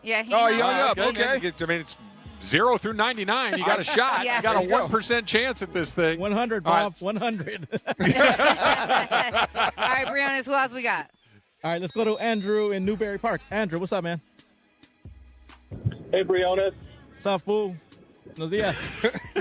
Buenos dias. Hey, DeMarco. All right, Newbury Park. I gotta tell you, we have one of those Panda Express drive-thrus you were talking about. There you go. Isn't that key? Baldwin Park has Orange two. chicken to go. Let's go. And I can eat it while It's driving. only about 35 miles from where we are, DeMarco. You That's should all drive right. up there. I know a few more. There's one I can walk to. All right, give him the question. All right, here we go. What jersey You ready, Drew? Here we go. What jersey number did Eric Dickerson wear with the Rams? He wore number 29.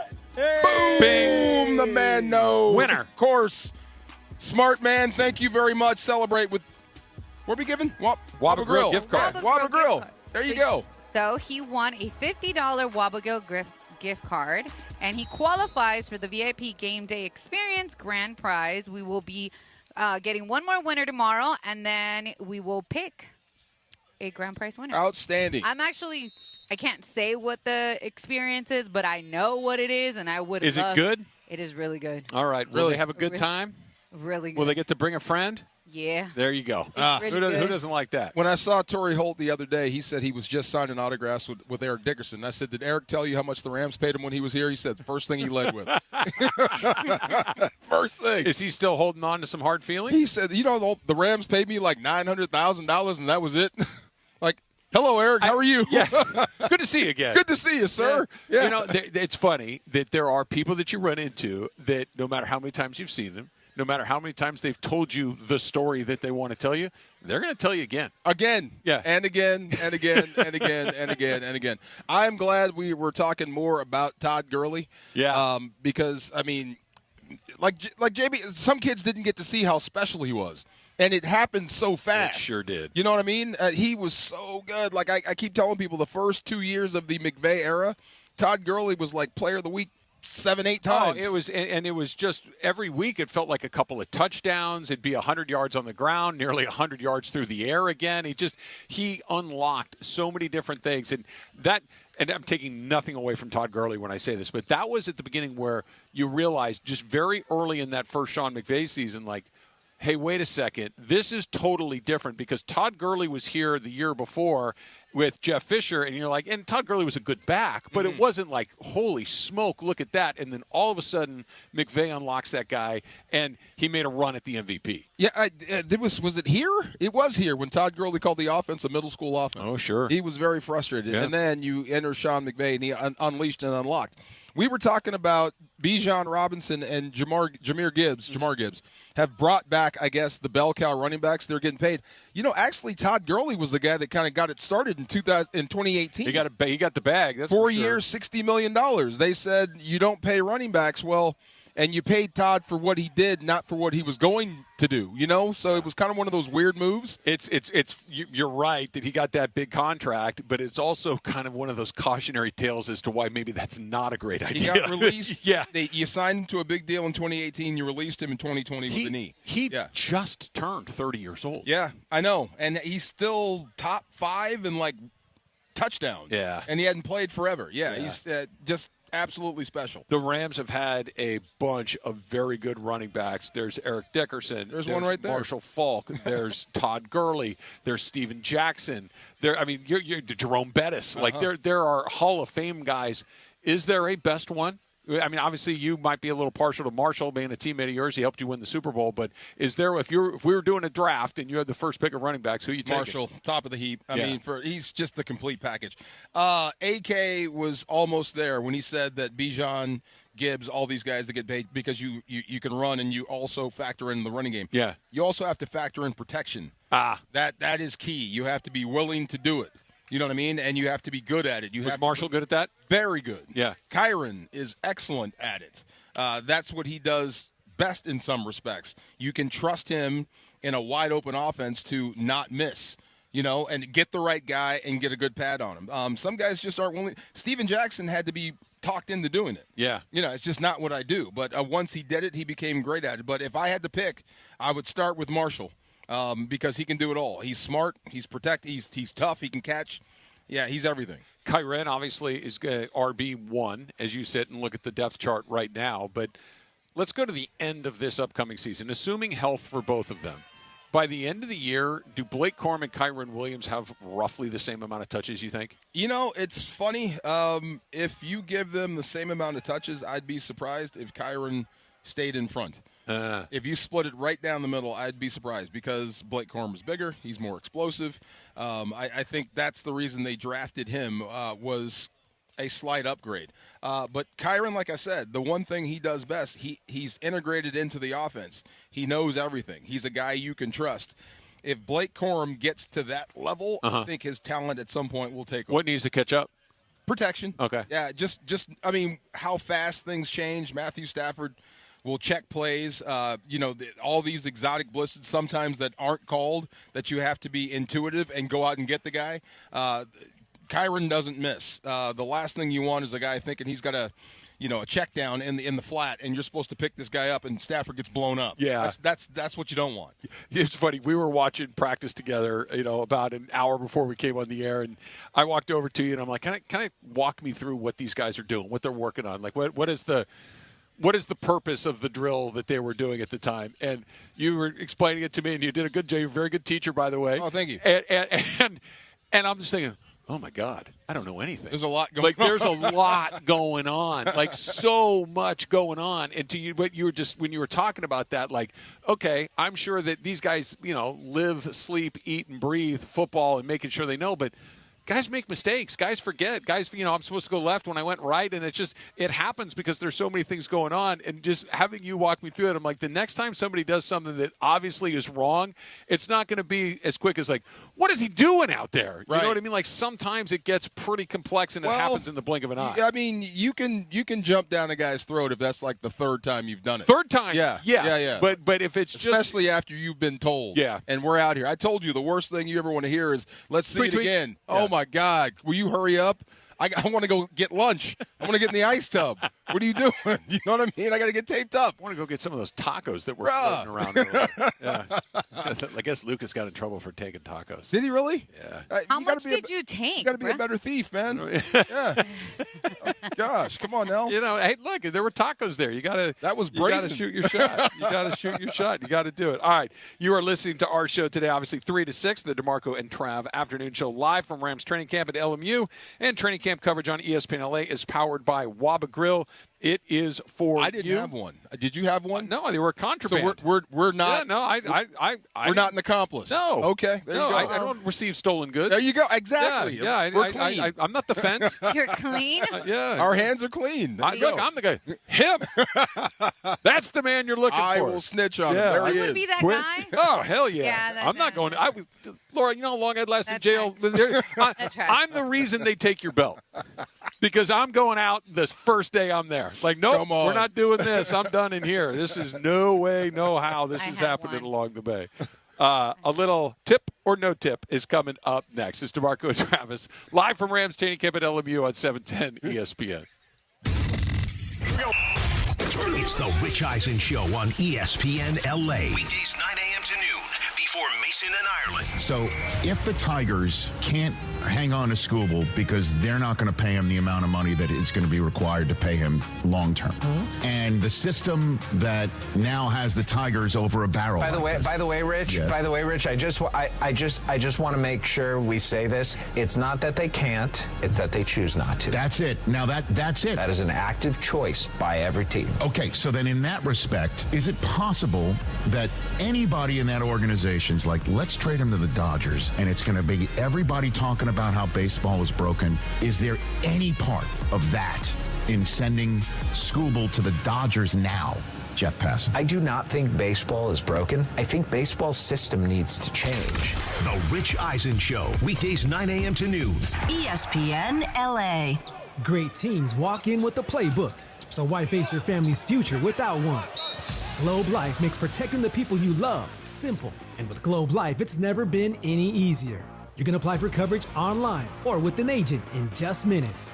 No complicated strategy, just straightforward protection from a name you already trust. Get your free quote today at globelifeinsurance.com. Globe Life, official life insurance of the Los Angeles Lakers. Head to Waba Grill for $5 happy hour weekdays starting at 2 p.m. Choose from 5-piece dumplings original or chili crisp or a spicy boom boom taco. Pair with your favorite premium one beverage, including our new strawberry watermelon lemonade refresher. Both for just $5 only at Waba Grill. The Black and Gold kicked off Leagues Cup 2026 with a PK shootout win over Chivas, thanks to the 17-year-old sensation Jude Terry. Terry for the win. It's over. He buries it. Jude Terry has finished it. Next up, LAFC face another Mexican giant, Toluca, on Saturday night. We're straight on to focusing on to the next. You know, Toluca's not an easy opponent. We played them in the past, and just looking forward to it. LAFC versus Toluca in Leagues Cup. Coverage begins Saturday night at 7:30 p.m. on 710 ESPN and the ESPN LA app. Drip Drop is doctor-developed, proven fast hydration that helps your body and mind work better. Trusted by firefighters, medical professionals, and over 90% of top college and pro sports teams. Drip Drop is engineered to hydrate faster and more effectively than water alone, with 3 times the electrolytes of leading sports drinks. Stock up now at dripdrop.com and use promo code RADIO20 for 20% off your first order. That's dripdrop.com, promo code RADIO20. Rich Eisen here with some advice. If high-interest credit card debt is grinding you down, it might be time to call an audible with a SoFi personal loan. It consolidates your debt into one low monthly payment with no fees required. And with as soon as the same-day funding, you can make the right play fast. Call an audible on your debt today at SoFi.com/debtplay. Loans originated by SoFi Bank N.A., member FDIC. Terms and conditions apply. NMLS 696891. Fast funds terms apply at SoFi.com/debtplay. It's around 4:45 in the Southland on the DeMarco and Travis Afternoon Show. You know what that means? It's time for Tip or No Tip, presented by attorney Big Al. Tip or No Tip with producer Laura. Tip or No Tip, presented by attorney Big Al. If you get in an accident, tip the scale in your favor. Make Big Al your first call. Don't go at it alone. Call 1-800-HURT-123. That's 1-800-HURT-123. Or visit attorneybigalca.com. And now, with Tip or No Tip, here's producer Laura. What up, guys? Thanks, Chris. What up? What up? All right, this is so cool, and I wish that I would have thought about this, and maybe I would have gotten the same FaceTime this grandma did. So a grandmother from Tulsa, Oklahoma went viral. She framed a magazine picture of Michael B. Jordan and displayed it alongside photos of her grandchildren. And one of those grandchildren took a video. The video went viral, and lo and behold, she got a very nice gift. She got a jewelry set from Michael B. Jordan and a FaceTime call. And he said, you have a beautiful family. Thank you for including me in it. And, they asked her, why did you do this? She's like, well, I saw it in a magazine. He just looked so handsome to throw it away that I just wanted to plop it up. So I thought it was amazing, and I wish that's your guy too, right? Right? That's my guy. Yeah. Sorry, baby, but yeah. But I want to know, tip or no tip?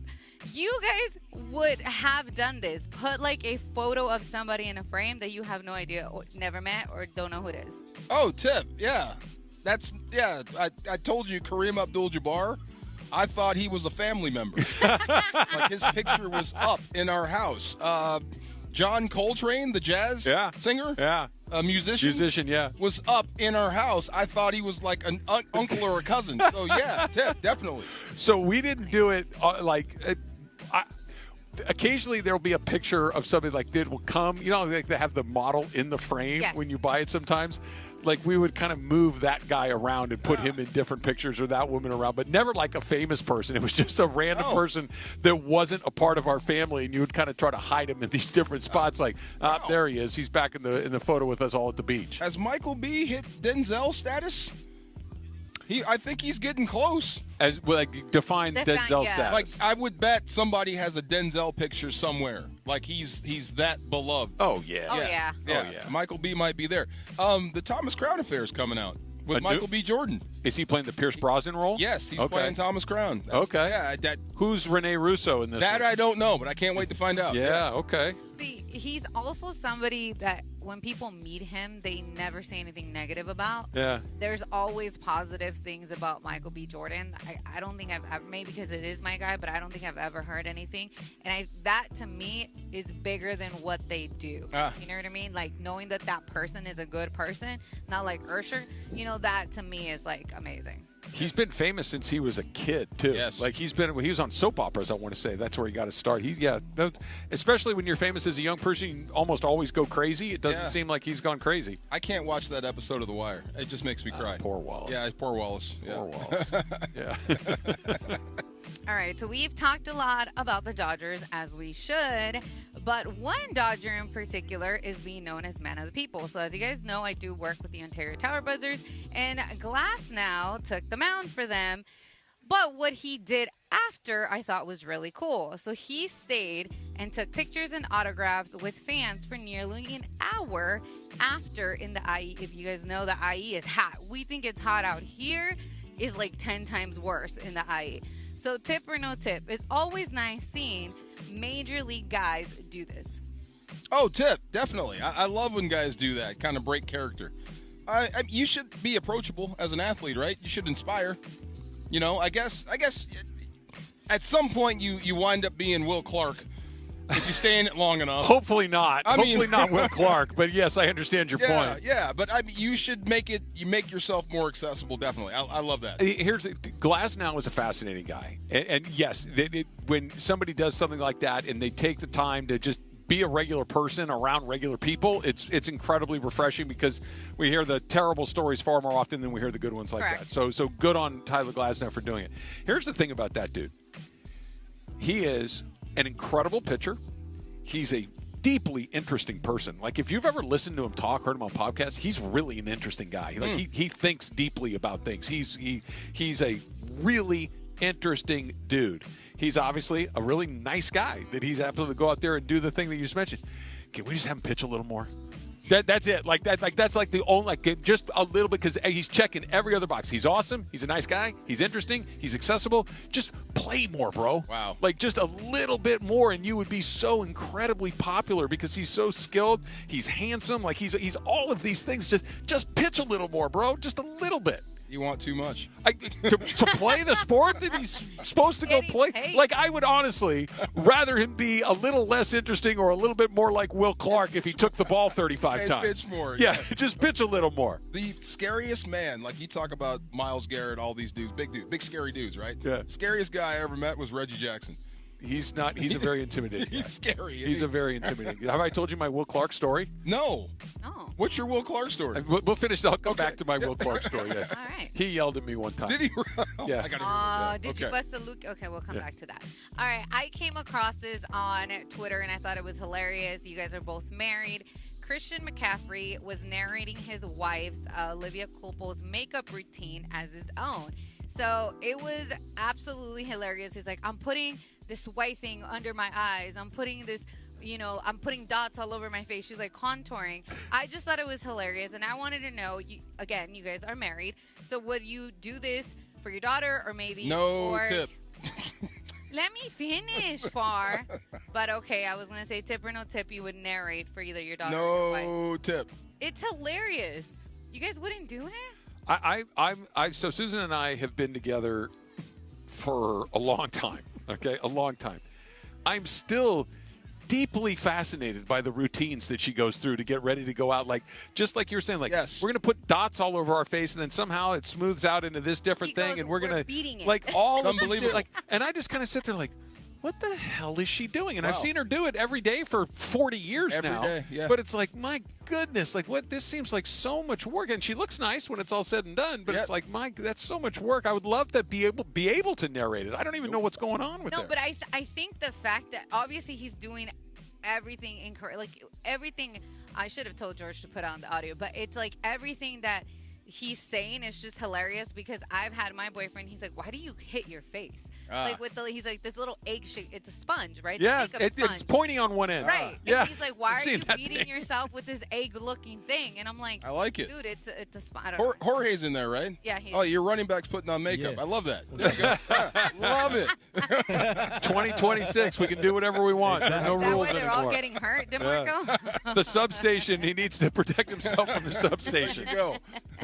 All right, so we have one alien in the NBA, but can we have two aliens in the NBA? I don't know if you guys saw that Wemby's brother, Oscar Wembanyama, who is 20 years old and 6'8", was working out with his brother in Paris. So, tip or no tip, you would like to see another Wemby in the NBA? Yeah. Can he make sure he plays for the Lakers? I don't know if we got that juice. Yeah. If there's another one, make sure you get him. How old do you say he is? He is 20 years old. Means he can't play. Oh, well, that's true. Yeah, no, you know what I mean? If Wembanyama had a 20-year-old brother that could play, we would have known about it 5 years ago. That's true. With all due respect to Victor Wembanyama, and what do we know his brother's name? Oscar. Oscar. If we're just now finding out about him, that means that Oscar does not have the skills that his taller, older brother has. Like Ozzie Canseco? Yeah. I mean, nobody gets everything, and Oscar got 6'8". That's pretty good. There you But go. we know about these guys when they're in the 7th grade now. Oh, yeah. Yeah, not when they're 20. Sorry, Oscar. Oh, you have a brother? Yeah. Oh. Well, Giannis has brothers. Yeah, that's true. They're Good point. it just because you have the same last name, the same mom, same dad, or whatever, it doesn't always work like that. This is true. Yeah. So this is a twofer. Okay, so I saw about a week ago, I don't know if you guys saw that, a bear took a dip in the backyard. I believe it was in La Crescenta, Montrose area. Yeah. It was so hot, and it's been hot here in LA, in the Southern California area. They just took a dip in there in a stroll. But I also saw another one in Pennsylvania where the bear jumped into the trash can, jumped out with the bag of the trash, and he looked so casually, just kind of doing his own thing. And I just want to know, tip or no tip? You guys are because I'm fascinated by bears, fascinated by them being able to do what they do because they're so massive. Tip, yeah. I don't mess with bears. Nope. At all. Yeah, I don't mess with wildlife, bro. Especially bears. They win. You know? Yeah, no, I don't mess with wild animals. I don't mess with dogs. You know, okay, I just if it's animals are animals. You never know what they're going to do next. They don't think the way that a person thinks for the most part. And like you said, that was in La Crescenta. Yeah. Yes. Like, growing up in Arcadia, and which is right next to Monrovia, which butts up on the foothills there. Funches can speak to this.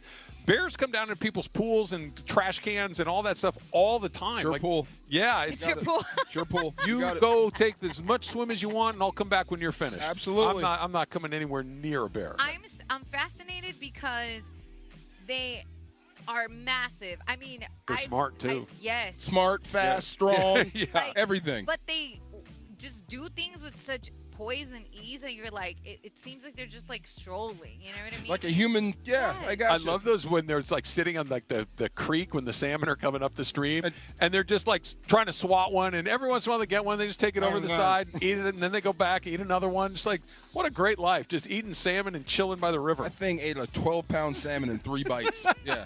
You ate a. Yeah, I know another animal that can eat quite a bit of meat in a very small amount of time. That thing had bones. Come on. 2 minutes, bro. 2 minutes. Tip or No Tip is brought to you by my guy, attorney Big Al. If you get into an accident out there, tip the scales in your favor. Do yourself a favor. Make Big Al your first call. Don't go at it alone. Call this number, 1-800-HURT-123. That's 1-800-HURT-123, or visit attorneybigalca.com. I'm in hog heaven. I mean, we're on the radio, and I got practice right in front of me. This is beautiful. So here's the thing. Remember what you were talking about earlier when I was going through like coaching points with you? So this is everything they walk through. Everything they walk through. They're doing now? They're doing it right now. Okay. So you just want to make sure everybody knows who to get, how to get them, and then go out and compete.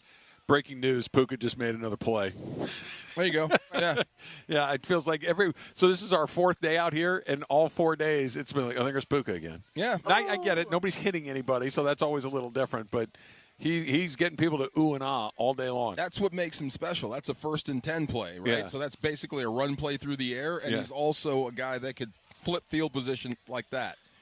He's something. I mean, just getting watching Matthew Stafford throw. There's Terrence Ferguson with one as well. It's a pretty good team, DeMarco. Yeah. they're going to be pretty tough to beat. And, of course, there might be one more guy coming back. And I read something today that I want to get your thoughts on about what some time away from football, especially at that age, might actually do. That's coming up next. It's DeMarco and Travis live from LMU Rams training camp, the final day here on 710 ESPN.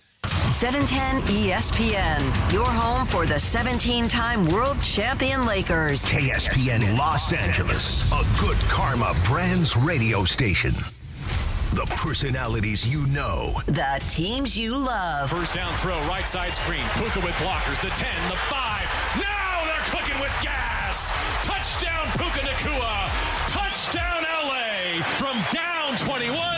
The teams you love. The station you spend time with every day. LA's mega sports station. ESPN LA 710 and the all-new ESPN LA app. John Ireland here. You want a vodka that's championship caliber? Look for Blue Ice Vodka at Ralph's, America's largest potato vodka. Double gold rated, just 64 calories an ounce. Classic, Huckleberry, or double espresso. Blue Ice Vodka. Vodka with standards. Call Jacob. Hey, Cappy, listen, you get into an accident, you call Jacob at 800-345-6789, and there's steps to this. Step 1, get safe. Yeah, step 2, get medical care. Step 3, document everything. Step 4, do not guess what you should say to insurance companies. No, and step 5, count on Jacob. Count on Jacob. Accident or injury, call Jacob and Ronnie. Call Jacob, 1-800-345-6789. Call Jacob. Prizes, flyaways, even cash money. You want it? We've got it. Find a list of all contests and official rules by visiting ESPNLAcontests.com. That's ESPNLAcontests.com. Hey, did you see that Morongo's giving away a Mustang GT Fastback? I've always wanted a vroom with a view. Now your top reasons to visit Morongo. We're giving away a 2026 Mustang GT Fastback. Earn entries now, and you could drive off a winner the 31st. Number 2. A lighted makeup box is yours when you earn 500 points on your rewards card the 11th. And the number 1 reason. Walker Hayes on the 22nd. Buy tickets now. Morongo, good times. And it is the DeMarco and Travis Afternoon Show, your Thursday afternoon, live from Rams Training Camp. On your home of Rams football. Rams Training Camp on ESPN LA, made possible by Waba Grill. Waba Grill, it's for you. Once again, back to Sullivan Field at LMU. Once again, DeMarco, Travis, producer Laura, roll on ESPN LA. Final day of Rams training camp here at LMU, and a couple of points of business, DeMarco, that I mentioned. No blood. Unbelievable. 2 texts came in during our last segment that I feel I need to reference. One from Emily, producer Emily. Hello, Emily. She just texted me and said that Bobby not getting to watch SpongeBob is child abuse. Okay, so that's I told the story earlier about how Susan would not let him watch SpongeBob. Bobby apparently also was listening while we were doing it, and he texted me and he said, I literally told that story to somebody at work last night. Really? Something came up. I'm like, yeah, I wasn't allowed to watch it. He's still mad about it. That's real life trauma. 20 years later. You're right. Yeah. There's a whole conversation he couldn't doesn't join know in. it. He has no idea. He doesn't know it. Why SpongeBob? Looney Tunes. It's going to make you dumb? I stayed out of stuff like that. I did the thing, listen to your mother. Yeah, right. Yeah, I got you. Just listen to your mother. Self-preservation. Yeah, and I'm just like, I don't That's care not the hill to die on. No, hell no. But later when Michael came through, we're watching Family Guy and The Simpsons, which is way worse than SpongeBob. Wow. So okay. Anyway, and the second one, you want the Will Clark story? Yes, please.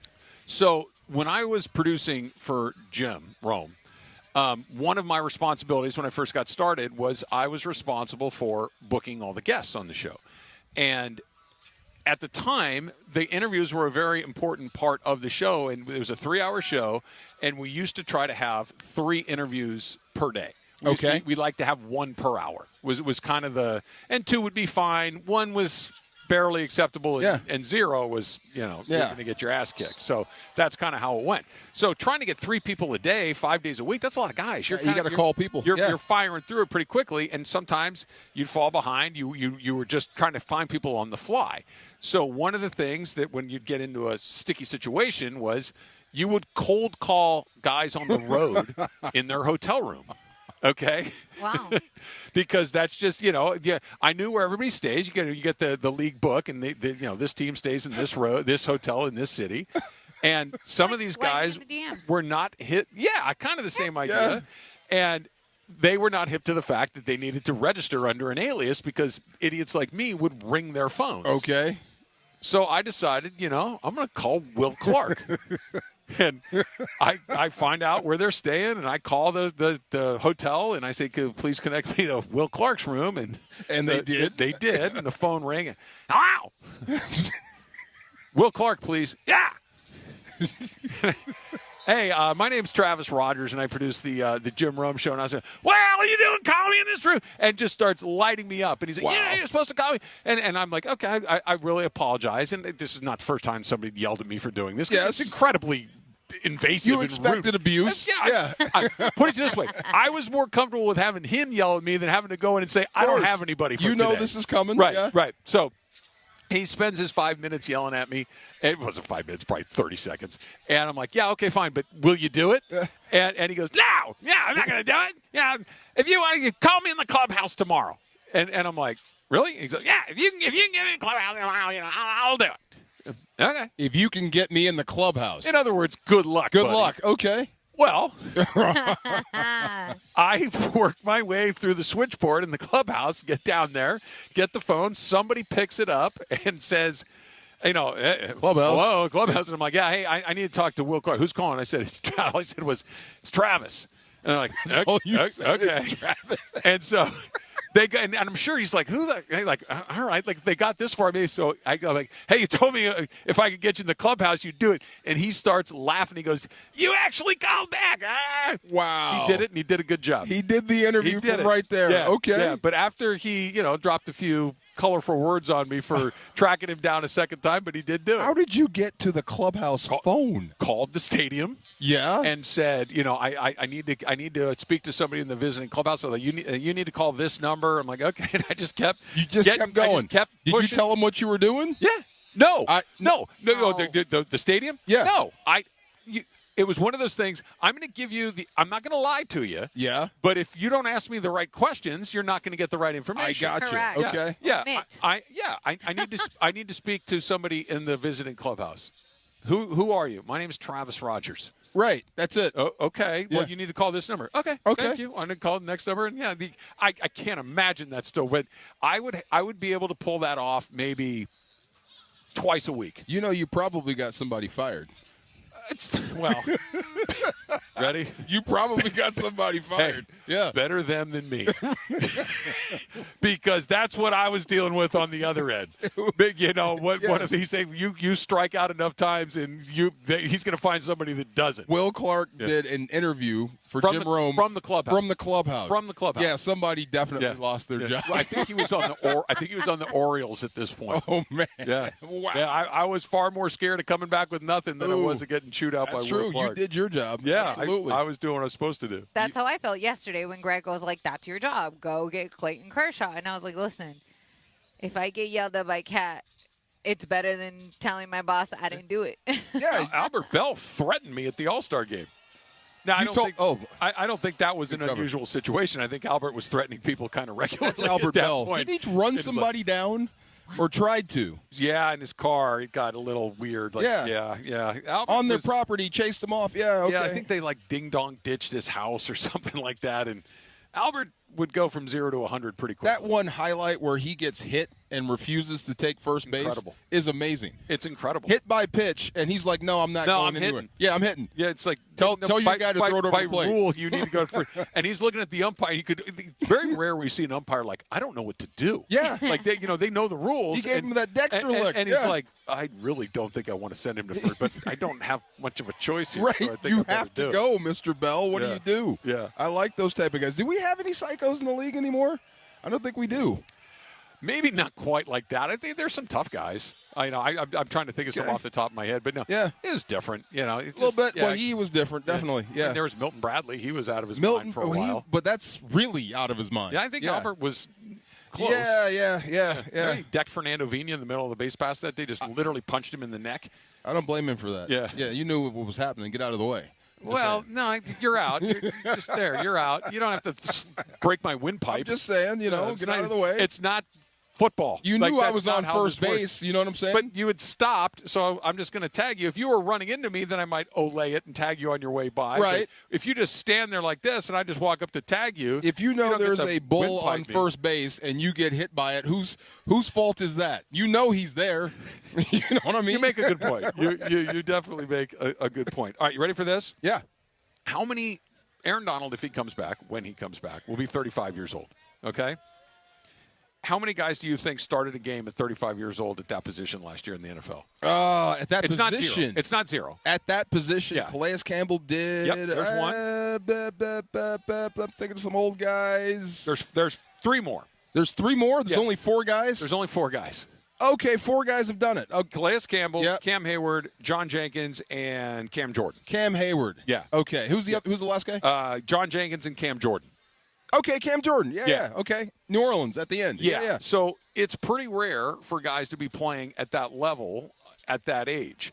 Now, these guys are starting games. Calais Campbell had 6 sacks last season. Again, like he's still doing a really good job. And in that same piece that I was reading, they were talking about other guys that had taken time away from the game and came back. What did I miss? Stetson Bennett just threw a pick. Ooh. A pick 6. That's unfortunate. To the shortest guy on defense. That's not good. Is that Dolak? That's Dolak. Yeah. Oh, well. And he didn't have to jump. It's practice. That's true. We're working on some stuff. This is why we're doing it. How much does that just kind of make the coach want to pull his hair out? Well, okay, there's two reasons. Like, if it's a bad read, bad throw, then you talk to the quarterback and coach it. Or did he play the drill?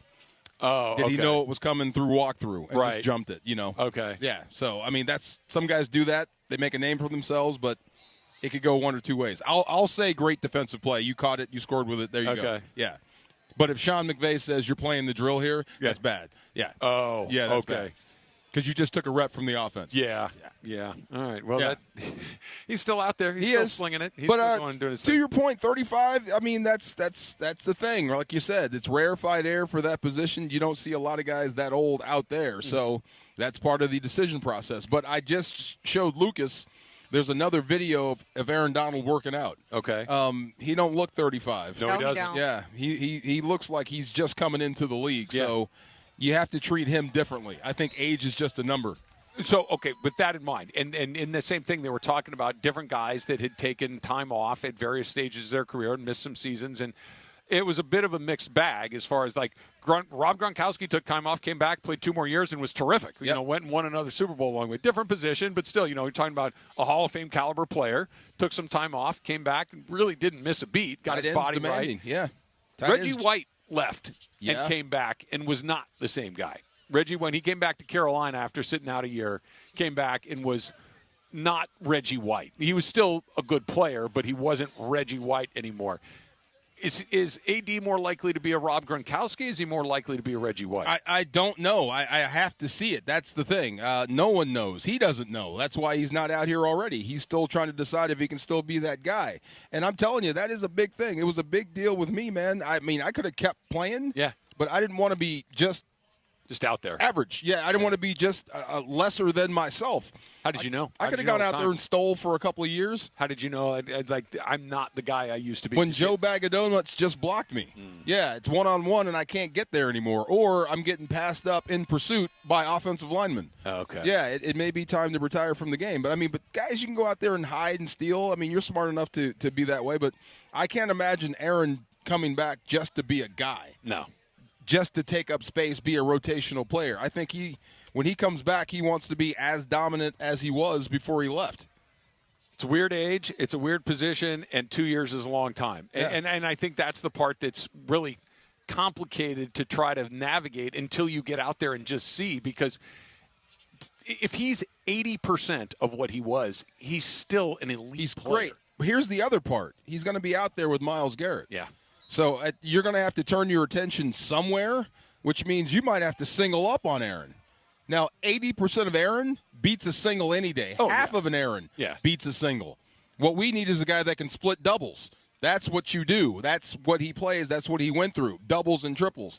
Can he be that guy? I don't know. Can he will we know the answer to that until he goes out there and tries to do it? Well, I mean, you might not get it because of Myles Garrett, but as far as a guy that – you're expecting, like Kobe Turner, they'll leave one-on-one. Braden Fisk, they'll leave one-on-one with an all-pro guard and say, our guard's better than your guy. Aaron will take that and win. Yeah. You would never do that regardless of who you have. So with Myles Garrett being that guy, Aaron may get some reps that he doesn't normally get against single blocks. And like I said, even half of Aaron will win with those. There was a piece on ESPN.com today talking about how, and they went through all 32 teams in the league, talking about future Hall of Famers on every single roster in the league. Oh, even Jacksonville? Yeah, they went through all 32. Oh, wow. Okay. And some teams didn't have a whole bunch. Some teams, okay. I think there were a couple that didn't have it. Now, there were some guys that were bubble guys and some other things along the way. But the Rams had a full complement of guys. They're 4 guys that are deadlock cinches. Pretty easy. Stafford, Devontae? Yep. Okay. Did they put Puka on there? Nope. Too early? He was on the right track, but not in. 2 more. Miles. Yep. Get a little creative here. Yeah. McVay? Yep. Okay, there you go. Yeah. Okay. They had Puka on the bubble. Okay. How many more seasons does he need to be Puka before he's off the bubble? Because to be safe, 5. 5 more. 5 more. Yeah. So that's nearly a decade in at that point. Yeah. You're going to need to stack yards, stack touchdowns, because it's getting harder for those receivers. Like I keep saying, Torrey Holt is still on the outside looking in, and he had the best 10-year stretch of anybody in NFL history, and he's still knocking on the door. So, and there's always other guys coming out. There's always other receivers taking the bar even higher. That's the thing. Yeah, and plus that position, the second you lose just a little bit of your athleticism, it's like you just can't do what you used to do. You just can't get that separation. You can't make that extra little something we've seen him do every day for the last week or so out here. It's like that's the difference between, You might catch it, but you get dropped right away. Or that one-handed catch that you get up in the air, you're just not quite elevating to that same level that you used to do it, and that happens almost overnight. Well, he could be, on the bubble, he could be dinged after Stafford steps down because there will be a drop-off to who's feeding you the football. Right. A lot of his success comes because of number 9 and where he puts the rock and how he does it. I've said it a million times. Calvin Johnson was a great player, but who was throwing him the ball? Right. Cooper Kupp was a great player. Who's throwing him the ball? Yeah. Puka Nacua is a great player. Who's been throwing him the ball his entire – I mean, it's not a coincidence. To me, that is the mark of a great receiver. If you really want to know if a guy is truly great, can you be you with lesser than quarterbacks throwing to you, multiple guys? You know what I mean? Can you still be effective when you don't have a pure artist as a quarterback? Yeah. That to me tells me you're a Hall of Famer. So I read that thing about the Hall of Famers, and I started thinking about the other teams here in town. The Dodgers, I think, have 4 guys as well that are deadlock cinches. Shohei. Yep. Freddie. Yep. Mookie. Yep. Who am I missing? Will Smith? No. We'll get to him. No, get creative again. Oh, Dave. Okay. Those are the 4 guys that I think if they just literally tomorrow said, you know what, I want to go fishing for the rest of my life. Okay.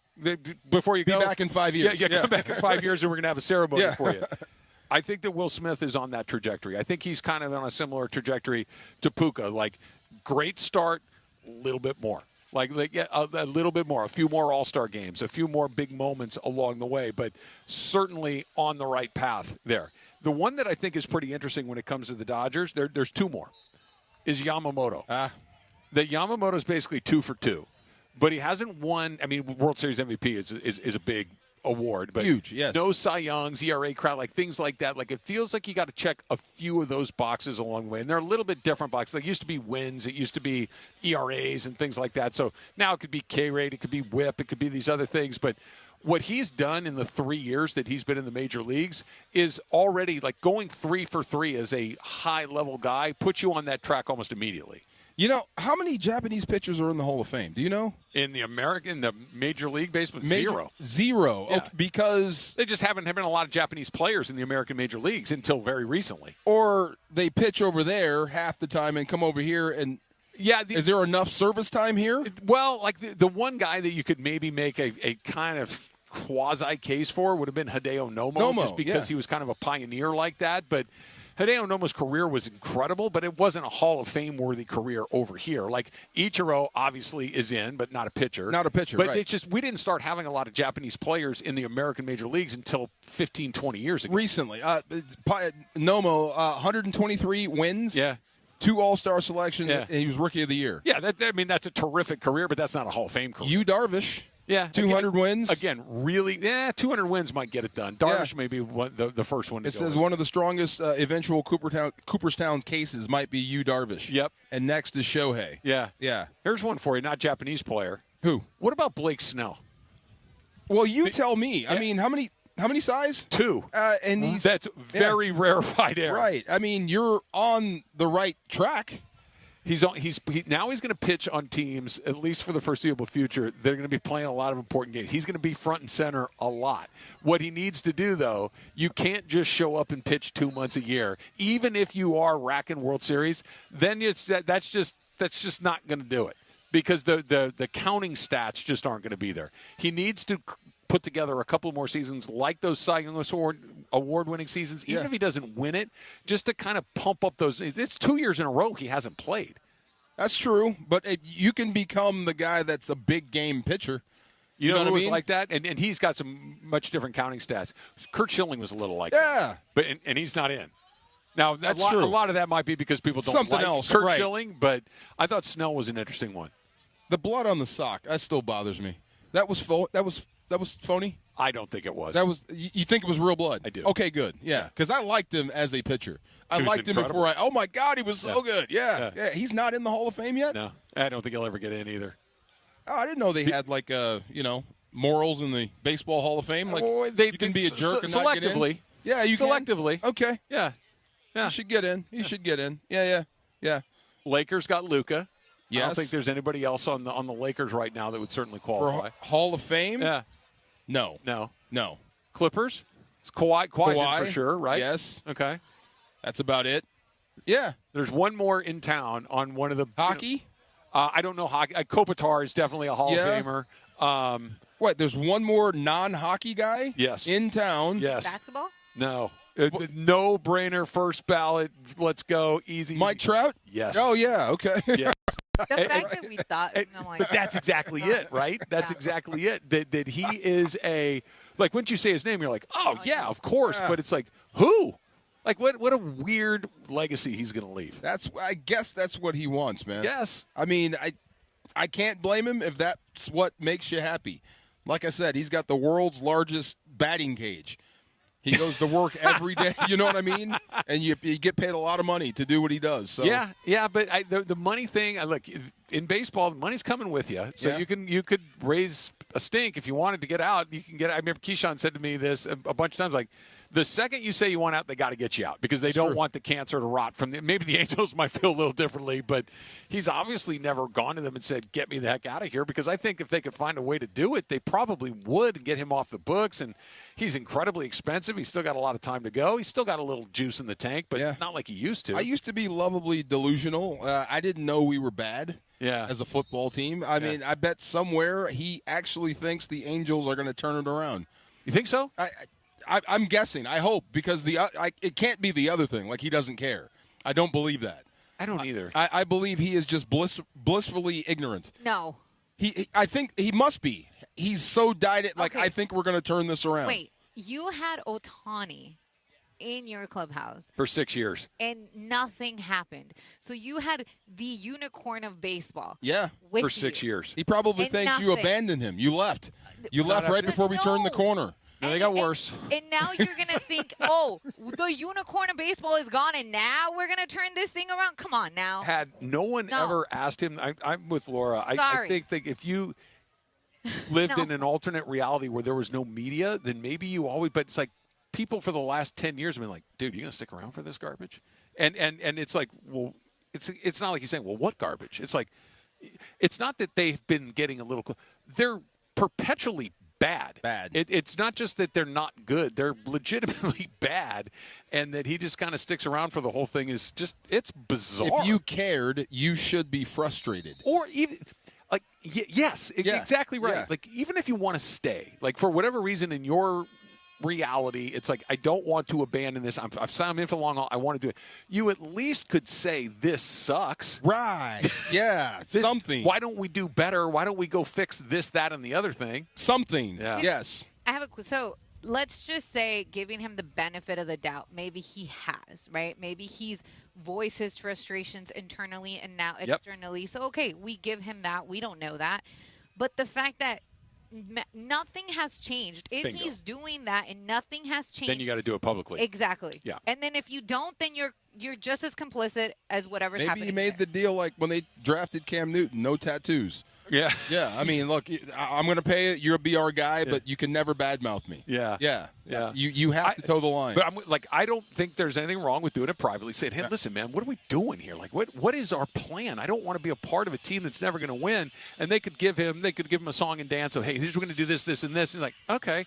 And then you see what gets rolled out and nothing changes. At that point, you got to complain publicly, right? Why did they fire Sosha? I think it kind of run its course. Did it? Okay. Yeah. All right. I think he had run his course there with them. I don't think it was the other way around. I think he just probably saw the writing on the wall, what was coming. Like, this is not what I don't want to do the analytics thing. I don't want to be beholden to somebody that doesn't know this as well as I do. Trout should have said, this is dumb. I'm out. I don't. This is not what I want to be a part of. Because he had them credible. They were good. Won the World Series. And we're in the playoffs virtually every year. They weren't a joke. Yeah. No, they were really, really good. He did what Trout should be doing. Like, I'm done. This is crazy. You guys don't know what you're doing. Khalil Mack?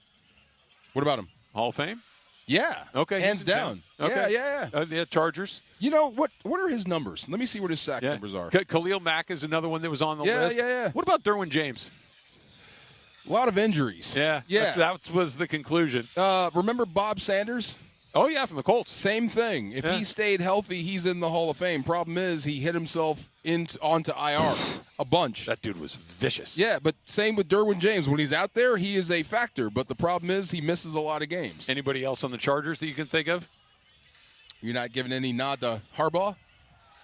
Not as an NFL coach, no. Okay. I mean, in totality, if he gets you into the playoffs, if the Chargers make a run, or if, lo and behold, they get into a Super Bowl, he's done it all. He's gotten to a Super Bowl, but he didn't win it. And he wasn't in the – how long did he coach the Niners? 8 or 9 years? Yes. Okay. I think you got to do a little bit more than that. You think so? Okay. I think so. I think that had he gone to, like, let's say he'd gone to 3 Super Bowls, even if he'd lost them all, it's like, okay, that's at least mean you're knocking on the door over like Marv Levy, right? Like you're in and really, really close to it. He had a really nice run, but it never really popped for him. Pete Carroll, Harbaugh. Carroll by a nose, Carroll by a lot. Hall of Fame? Hall of Fame. Carroll. Hands down, easy. He went to the Super Bowl twice, won one, and had one of the best teams in the league for, 5 or 6 years? True. Yeah. And he was a dominant college coach. Harbaugh, same thing. Yeah. He got him to the Super Bowl. The totality of Harbaugh's career, I think, is a very compelling case. Yeah. But his NFL career, I think, is a hair short. I think he might garner some attention. What about his brother, John? That's a good one. I think he might be going in. He had 20 years in one spot. Yeah, Baltimore. Super Bowl champ. Super Bowl champ. They were always in contention until they weren't. Did not go to another. Okay, does him having Lamar for as long as he had Lamar and never going, does that work against him? I think it works against Lamar. Oh, but not Harbaugh. Probably not him. You got your team there. Yeah. You're knocking on the door. Yeah. You're obviously good. Your culture was great. I think those failures go to Lamar. Let's see, Khalil Mack. 3-time, first-time All-Pro, 13 years. Yeah, of course, yes. Yeah. That's a lot of Hall of Famers in L.A. That's a lot now, of Hall of Famers. Now, we got a lot of teams. Like, you got 2 of everything.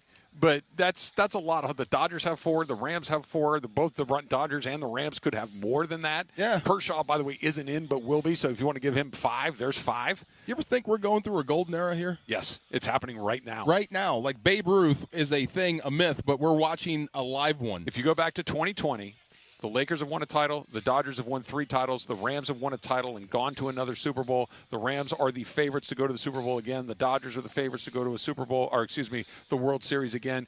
USC, while not competing for national championships, is good. They're getting they're getting at least kind of in the mix. The Kings have won a couple of Stanley Cups in the last 50. Yeah, no, right now it doesn't get it's much. A golden era. When I was a kid in the 80s, and the Lakers won the championship. When they win the championship 5 times in the 80s. Yeah. The Dodgers won the World Series twice in the 80s. USC was winning national championships in the 80s. Fun. The Rams went to the Super Bowl in 1980. Like the Raiders won the Super Bowl in 1982 or 3, something like that. Yeah. Like that is the other one that I think you could make a pretty compelling argument for. I like the Shohei one though. This is fun. Yeah, this is a fun era. Yeah. And they're, you know what? Like I know that people hate the Dodgers, but I don't think anybody hates the Dodger players. None of those guys are particularly polarizing. You think people hate the Dodgers? Oh, yeah absolutely. Really? Yes. Absolutely. Not in L.A. I never considered the Dodgers as one of the villains. They are now. Like the Yankees. No, they are now. They are exactly that. I guess they've become that, 100%. But there's not – I mean, you hate players. Not on this team. That's what I mean. Yeah. You don't really have guys that you hate. You don't really have villains. Of baseball players that people hate. Straight Up is coming up next. It's DeMarco and Travis, ESPN LA. Your morning drive begins early in the Southland. Luckily for you, we present Unsportsmanlike with Evan, Canty, and Michelle. Weekdays 3 to 7 a.m. on ESPN LA. I don't think this is fun for other fans around Major League Baseball. The Dodgers can get anybody they want, and the worst part about this is a lockout is all but signed, sealed, delivered. Start your day with Unsportsmanlike before the Sedano and Cap Morning Show at 7 a.m. Mornings on ESPN LA. Hey, it's Mace. Count on Jacob after a car accident. Count on Jacob after a rideshare crash. Count on Jacob after a motorcycle hit. Count on Jacob. 800-345-6789. Call Jacob. Football season is back, and ESPN LA and Waba Grill have your chance to win. Tune in to the DeMarco and Travis Afternoon Show this week for the Waba Grill Trivia Question of the Day. Be caller number 7 with the correct answer, and you'll score a $50 Waba Grill gift card. Every daily winner is automatically entered into Friday's random drawing for an unforgettable VIP game day experience. Listen all week on ESPN LA. Waba Grill, an LA original. Looking for a vodka with standards? Blue Ice delivers. American made from Idaho potatoes, gluten-free, non-GMO, and only 64 calories an ounce. Enjoy the classic Huckleberry with lemonade or award-winning double espresso. Blue Ice vodka, premium taste, nothing extra. Hey, John, why so glum? I just got let go. The company's downsizing. This is the third time in the last 2 years. I'm done with this. Have you thought about My Computer Career? I've heard they can train you for a career in IT in just a few months, including cybersecurity and the basics of AI. And you don't need prior training or experience. Now that's a recession-resistant career. Wow, thanks. I'll check them out. Go to mycomputercareer.edu and take the free career evaluation. mycomputercareer.edu, an Elite CompTIA certification partner. Financial aid is available to those who qualify, including VA benefits. Skechers elite athlete OG Anunoby has been making history on the basketball court. Anunoby tips it in. Unbelievable. What a shot. He's been balling out in Skechers high-performance basketball sneakers, and the world is noticed. But how does OG train off the court to keep in peak physical condition? Hands-free Skechers Slip-ins Aeroburst. They help prepare OG for the physical demands of playing at a championship level. Get your pair of Aeroburst for only $165 at a Skechers store, Skechers.com, or wherever high-performance running shoes are sold. And it is the No Stress Sports Talk Express to the DeMarco and Travis Afternoon Show. It is time for Straight Up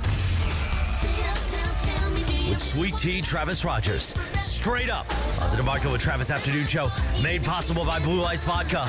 Blue Ice Vodka, America's largest potato vodka, double gold rated, just 64 calories an ounce, and made from Idaho potatoes. Clean, smooth, no additives. Blue Ice Vodka, premium taste, nothing extra. Let's do it. Straight Up with Travis Rogers right now. DeMarco, do you ever feel like sometimes we're not making progress in the world, like we just kind of get stuck? No, like, never. We're never. Yeah. It's just like, what are we doing? We're still going over this nonsense, yes. Right? I'd like to point out something that has happened that proves we have made a little bit of progress. All right, you ready for this? Yes. Last night, a pitcher for the New York Mets named Jeffrey Yan, yes, recorded his first ever major league strikeout in a regular season game, and after against the Cleveland Guardians. And when he struck out the Guardians hitter, he leaped in the air as high as he could, landed with the splits like he was a solid gold dancer, and then fired an invisible bullet towards the catcher. Oh, my gosh. It was awesome. That's so cool. It was incredible and ridiculous and funny and entertaining and all at the same time.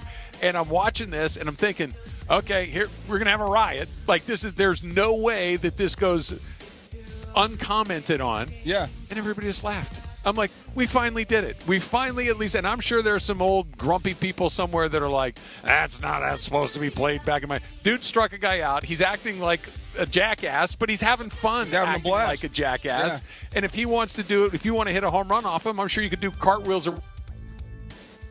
I'm so glad that most of these goofy, unwritten rules of baseball have been thrown in the garbage can. And if you want to have a good time, go have some good time. I love that. That used to be dangerous right there. I did too. Celebrating like that. Yeah. What is proper protocol for a pitcher when you get a punchy?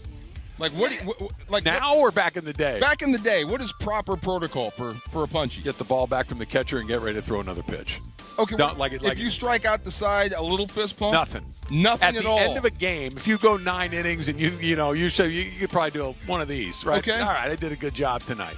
But if you did it during the game, somebody on your team's wearing one. Of course. Yeah. Okay, well, what's different besides the fact that he got some airtime, did the splits, than what Vezina does? It's different now, and that's the point. Okay, Nothing. yeah. It's just more. Like, okay, Vezina is incredibly emotional, and he's pumping his fist and doing.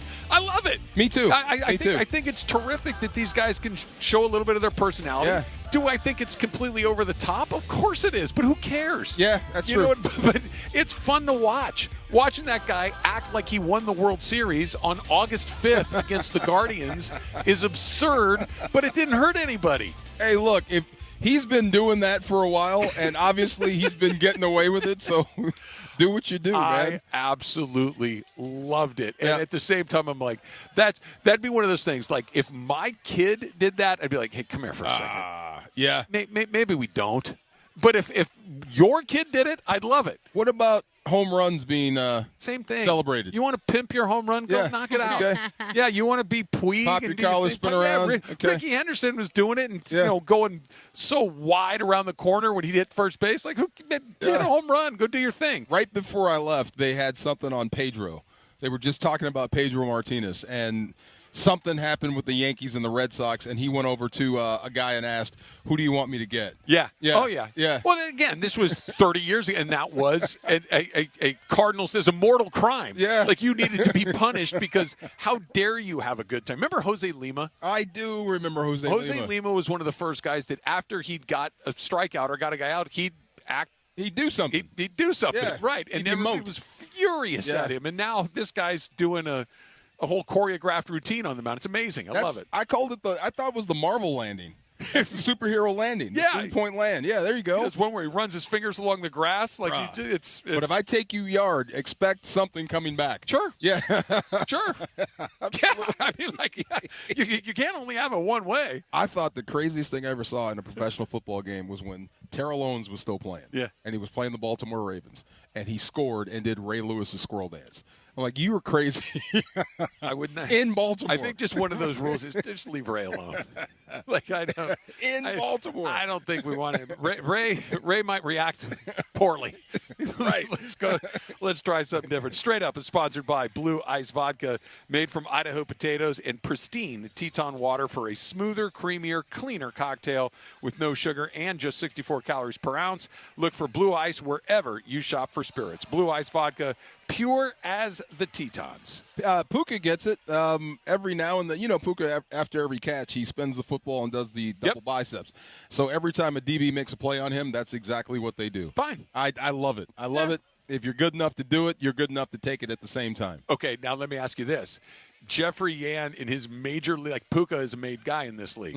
Mm-hmm. There's with certain credentials comes certain, shall we say, considerations. Of course, yes. What if in your first catch in the NFL, you catch a ball over the middle, 8-yard gain?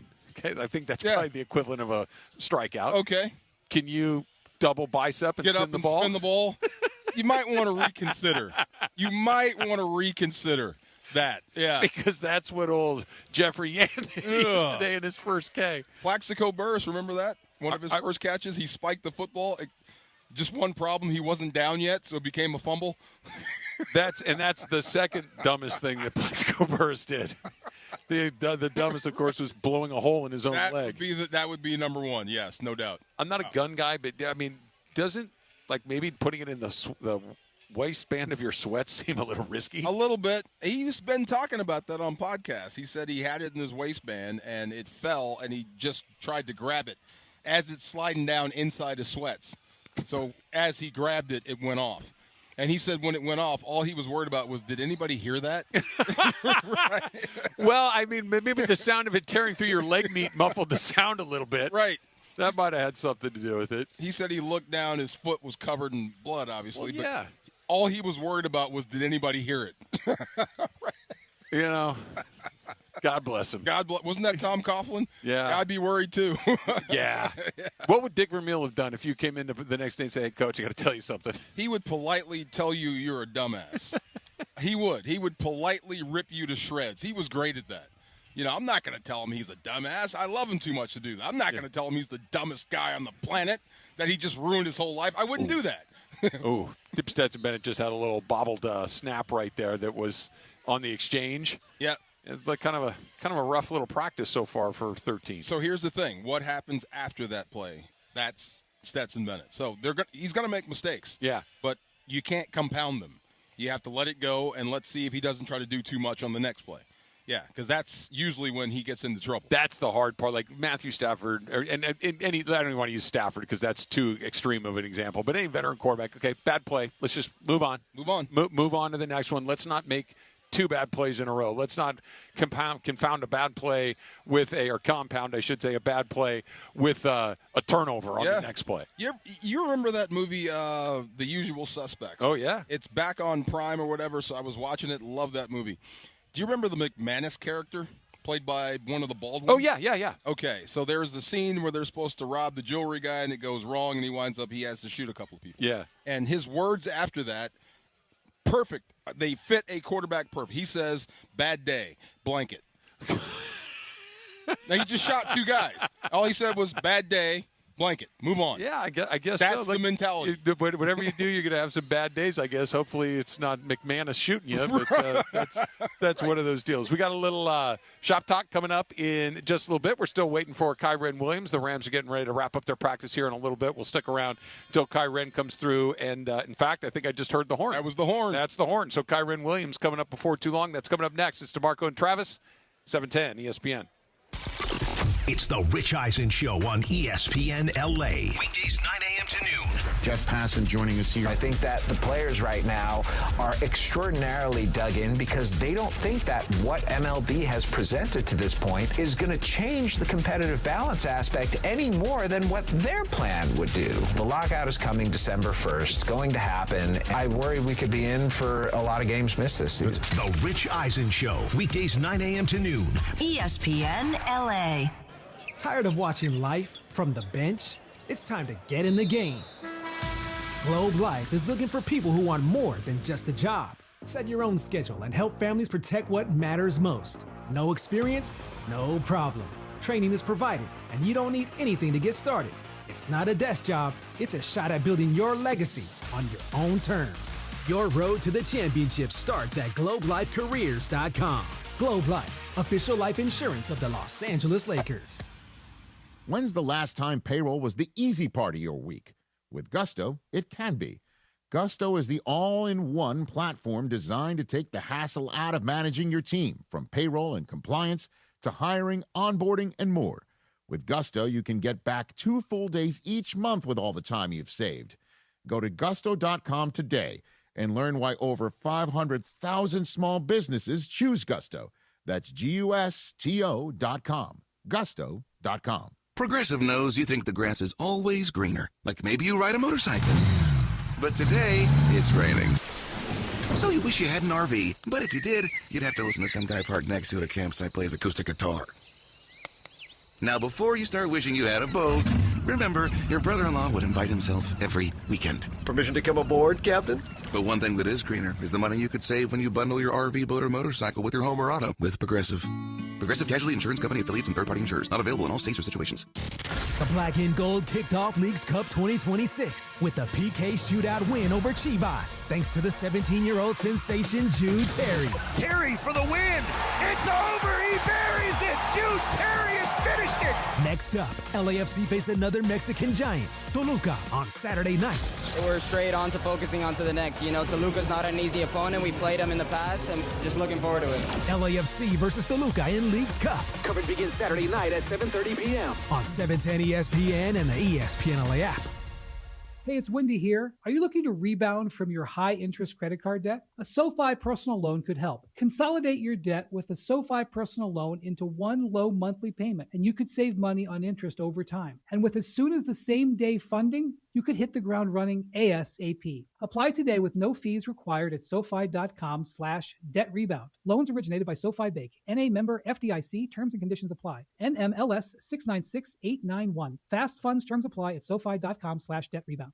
Skechers elite athlete OG Anunoby has been making history on the basketball court. Anunoby tips it in. Unbelievable. What a shot. He's been balling out in Skechers high-performance basketball sneakers, and the world is noticed. But how does OG train off the court to keep in peak physical condition? Hands-free Skechers Slip-ins Aeroburst. They help prepare OG for the physical demands of playing at a championship level. Get your pair of Aeroburst for only $165 at a Skechers store, Skechers.com, or wherever high-performance running shoes are sold. It's DeMarco Farr and Travis Rogers for your afternoon drive. One specific request. I don't have to pay attention, care, or try. Yes. More DeMarco and Travis right now. All right, Kyren Williams is going to head over this way before too long. Practice kind of breaking up here a little bit. This has got to be a good feeling for these guys, right, DeMarco? Oh, to know that practice is over for the day. One more sleep here in the dorm, and then they get to go back to their normal lives of wherever their apartments or homes they might be living in, they get to sleep in their own bed again. Another difference between us and them. See, when camp broke, it was a beeline to the bar. Oh. Yeah. Let's go celebrate, have some fun. We made it. These guys don't look like they're spending a ton of time in the bar. Nope. All that's over. It's done with now. I mean, it's football 24/7. But, yeah, I mean, once camp broke, we couldn't wait to get the hell out of there. Please, okay, give me a PG-13 version of you and your teammates going out to the bar. Like, what do you guys just? First of all, how many guys would go? All of us. Like 75 guys? Yes, we would take over the bar. There was a place called Fast Eddie's that was right between Illinois, where we trained, and St. Louis, and we would just take over the whole bar. Yeah, this was our thing. Yeah, that's how we kind of drink away Vermeil's practices. Yeah. I can't imagine being out in that horrible Midwestern heat in the middle of the summer, busting your hump for as long as you are in 2-a-days and everything else. And guys probably hitting like crazy and then going and dehydrating the you-know-what out of yourself at a bar. And he would always kill us. Like, the team meetings were long. When it said he's going to speak for 60 minutes, he's going to speak for 60 minutes. Yeah. But the field one is short. Hey, guys, good practice. See you and go. His last day of camp was always the longest one because he knew where we were going. Trying to keep you out of the spot. He would just keep talking. Yeah. So we're like trying to break it down. All right, here we go. No, I'm not done yet. Okay, here we go. Who was the ringleader? Was it you? No, we had several. Okay. I wasn't. I feel like it was you. I wasn't the ringleader, but I was the consigliere. Consigliere? That was me. Yeah, okay. I was that guy. Yeah. Who was Grant Wistrom? Actually, was the leader. Okay. Yeah, he was the guy that would go on like 2-week benders. Oh. Yeah, that was his off season. The first day of off season, 2-week bender. Would you ever give him like a hey Tone, like we need to chill out? No, I'm with him. No, absolutely not. No, that's why the 999 does not scare me. Because of that. You convinced me. I like two things that convinced me. Your consistency on insisting that it's not a big deal has worn me down. And I saw you eat a 40-ounce tomahawk steak in 4 seconds. Yeah, okay. So right. I would imagine. Beer, hot dogs. Ooh. But the hot dogs is a no-brainer. That's 9 beers in 2.5 hours, though. Like you said, I feel like you're capable of doing a whole bunch. Being aggressively handed beers, like you have no choice but to drink it. I think Kyron's coming over. Where is he? I don't see him. He's right there. Oh, there he is. Telling his head. Fantastic. Yeah, there he is. Come on in here. So Kyron's going to join us here in just a little bit. We'll get his thoughts on the end of training camp. Here he is. Where they might be going at the end of camp as well. Here he is coming in. Yes, sir. Again, he hugs me sweaty. Yeah. I love it, Hey, though. Kyron, good to see you, Give me man. that, How are you? Good to see you. Give me that good Put sweat. that headset on for me right here. There you go. There you go. All right, as promised, we are joined by Rams running back Kyron Williams. So camp's over, my man. How does it feel? You got through another one and back to your normal 9 to 5 starting tomorrow, right? Nah, we still got work to do. Camp ain't over. It's just getting started for real. But nah, we're leaving LMU. It's a blessing to be able to come here and do what we did here. You know, for the last 7 or however many days it was. I don't even know what day it is right now, but for however many days we have been here doing what we do, stacking days, man. It's been so fun. It's been a blessing. And I'm just trying to, I was telling the trainers this morning, the funnest thing about camp is being able to see everybody every day. Yeah. You know, it's in a way where, you see somebody from the start of the day, you see them at the end of the night. So it's cool being able to create that bond, that camaraderie as a team to be able to, just go through things like this. And, man, I love camp. I love camp. I love everything about it. It's so wild. We talk about, we talk about Miles, we talk about the MVP, your quarterback, Matthew Stafford, but it's a football team. Yeah. You need to be together so you can build that sort of stuff. I mean, you can't lose sight of what's important. But we've been sitting out here the whole camp. We got a great view. What you've been doing on the side by yourself out here barefoot, is that new or is that something you've always done? Nah, that's definitely new. That's just me being able to, I've been telling everybody, I'm downloading the data to my feet, but it's just me being able to ground myself and be able to, see the plays happen before they even happen. So I'm out there visualizing practice before practice happens. Today I didn't do a really good job visualizing because the one thing that I was working on outside before practice I didn't do in practice, which is it's upsetting. But that's why we got more days to get back right and stacking days. But for me, I'm out here just grounding myself to where I'm able to get into practice and I'm comfortable. I've been here, I've seen it already, and I'm just gonna go play fast. Real quick, you couldn't get to it on when you were practicing because of up here or what the defense gave you? This defense that gave me. Okay. And Myles Garrett is a dog. Let me tell you that. And Don't say. When he's rushing upfield so fast, it throws me off in everything that I do. And so, but it's great. It's a great work. It's a great opportunity to continue to, keep working something that, I take pride in. And, that's being able to be all down back, being able to run the ball, catch the ball, and, block. So that's just another opportunity to get better. Kyren, what about the blocking? DeMarco and I were talking right before you headed over, and, pass protection is a big part of your job responsibility. 1,000%. And now, all of a sudden, even in practice, even though you see big old 95 over there going, do I really want to do this? Like, what's going through your head? Well, thank God. Well, thankfully, I'll never have to block Myles Garrett one-on-one. Just being able to, go through those reps. Like Omar Speights, he's giving us the greatest look that we could ask for. As running backs, number 48, our starting linebacker, he's giving us the best looks in these pass pro looks. He's literally running down our faces, and we have to be better. I know myself and I had to be better in striking and being able to get in a good position to be able to, fit that up. But like I said, man, we're getting great looks from not only Omar, from Landman, from Sean Dolak, from Graham Stewart. Like, as backs, we're getting better because of the people that we're facing. And, man, I honestly believe, and I 100% can attest to this. We have the best defense in the world, and so I think no matter what, that we can continue to keep getting better. You think so about this? I was just about to go there with the defense. You face defenses. you know what the difference between a good defense and a defense you can exploit. This defense has a chance to be pretty good, 1,000%, or great. I think this defense has a chance to be one of the best the NFL has seen, and not only because of the people we have, but because of the work they put in. I think it's so detailed, and the stunts with the O-line and the guys that we have, man, too. Like, I'm just watching all these guys leave the field. Like, they're all workers. They're all dogs, and no matter who it is that you put out there, they're gonna go out there and work, because that's all we know, man. And so, man, we got the best defense, we got the best offense, we got the best special teams, and so I'm super excited for this year. I'm super excited just for the guys that come out here each and every single day to work their butts off to to prove this right. Who was the best D you faced last year? The best defense that we faced last year? Yeah. One that you can remember. Seattle. Yeah, they made it tough. Yeah. They make it tough, bro. But that's the beauty of it, man. We're in the NFL, bro, and that's just you look forward to opportunities like this. You look forward to challenges like that. So I'm super excited for what's to come, and I'm sure they're gonna have another year of a great defense. But when God willing that we get there, it's gonna be an opportunity to go get better for sure. Kyren Williams joining us. Kyren, take me through what you were talking about before. You're kind of thinking about what you want to work on and kind of thinking before you actually go out there and do it. Yeah. By the time you get out there, and especially now that you've been in the league for a few seasons, does it feel like all of that pre-planning, all of that thought process that once it's time to go, I don't have to think about it. It's just going to come to me really quickly? That's exactly what it is, man. I tell myself, the only thing I tell myself before the play is patience. And I know that, and if I'm patient, I'm grounded, bro. Can't nobody mess with me because the way that I'm able to, press my blocks. I think that's the biggest thing that I do.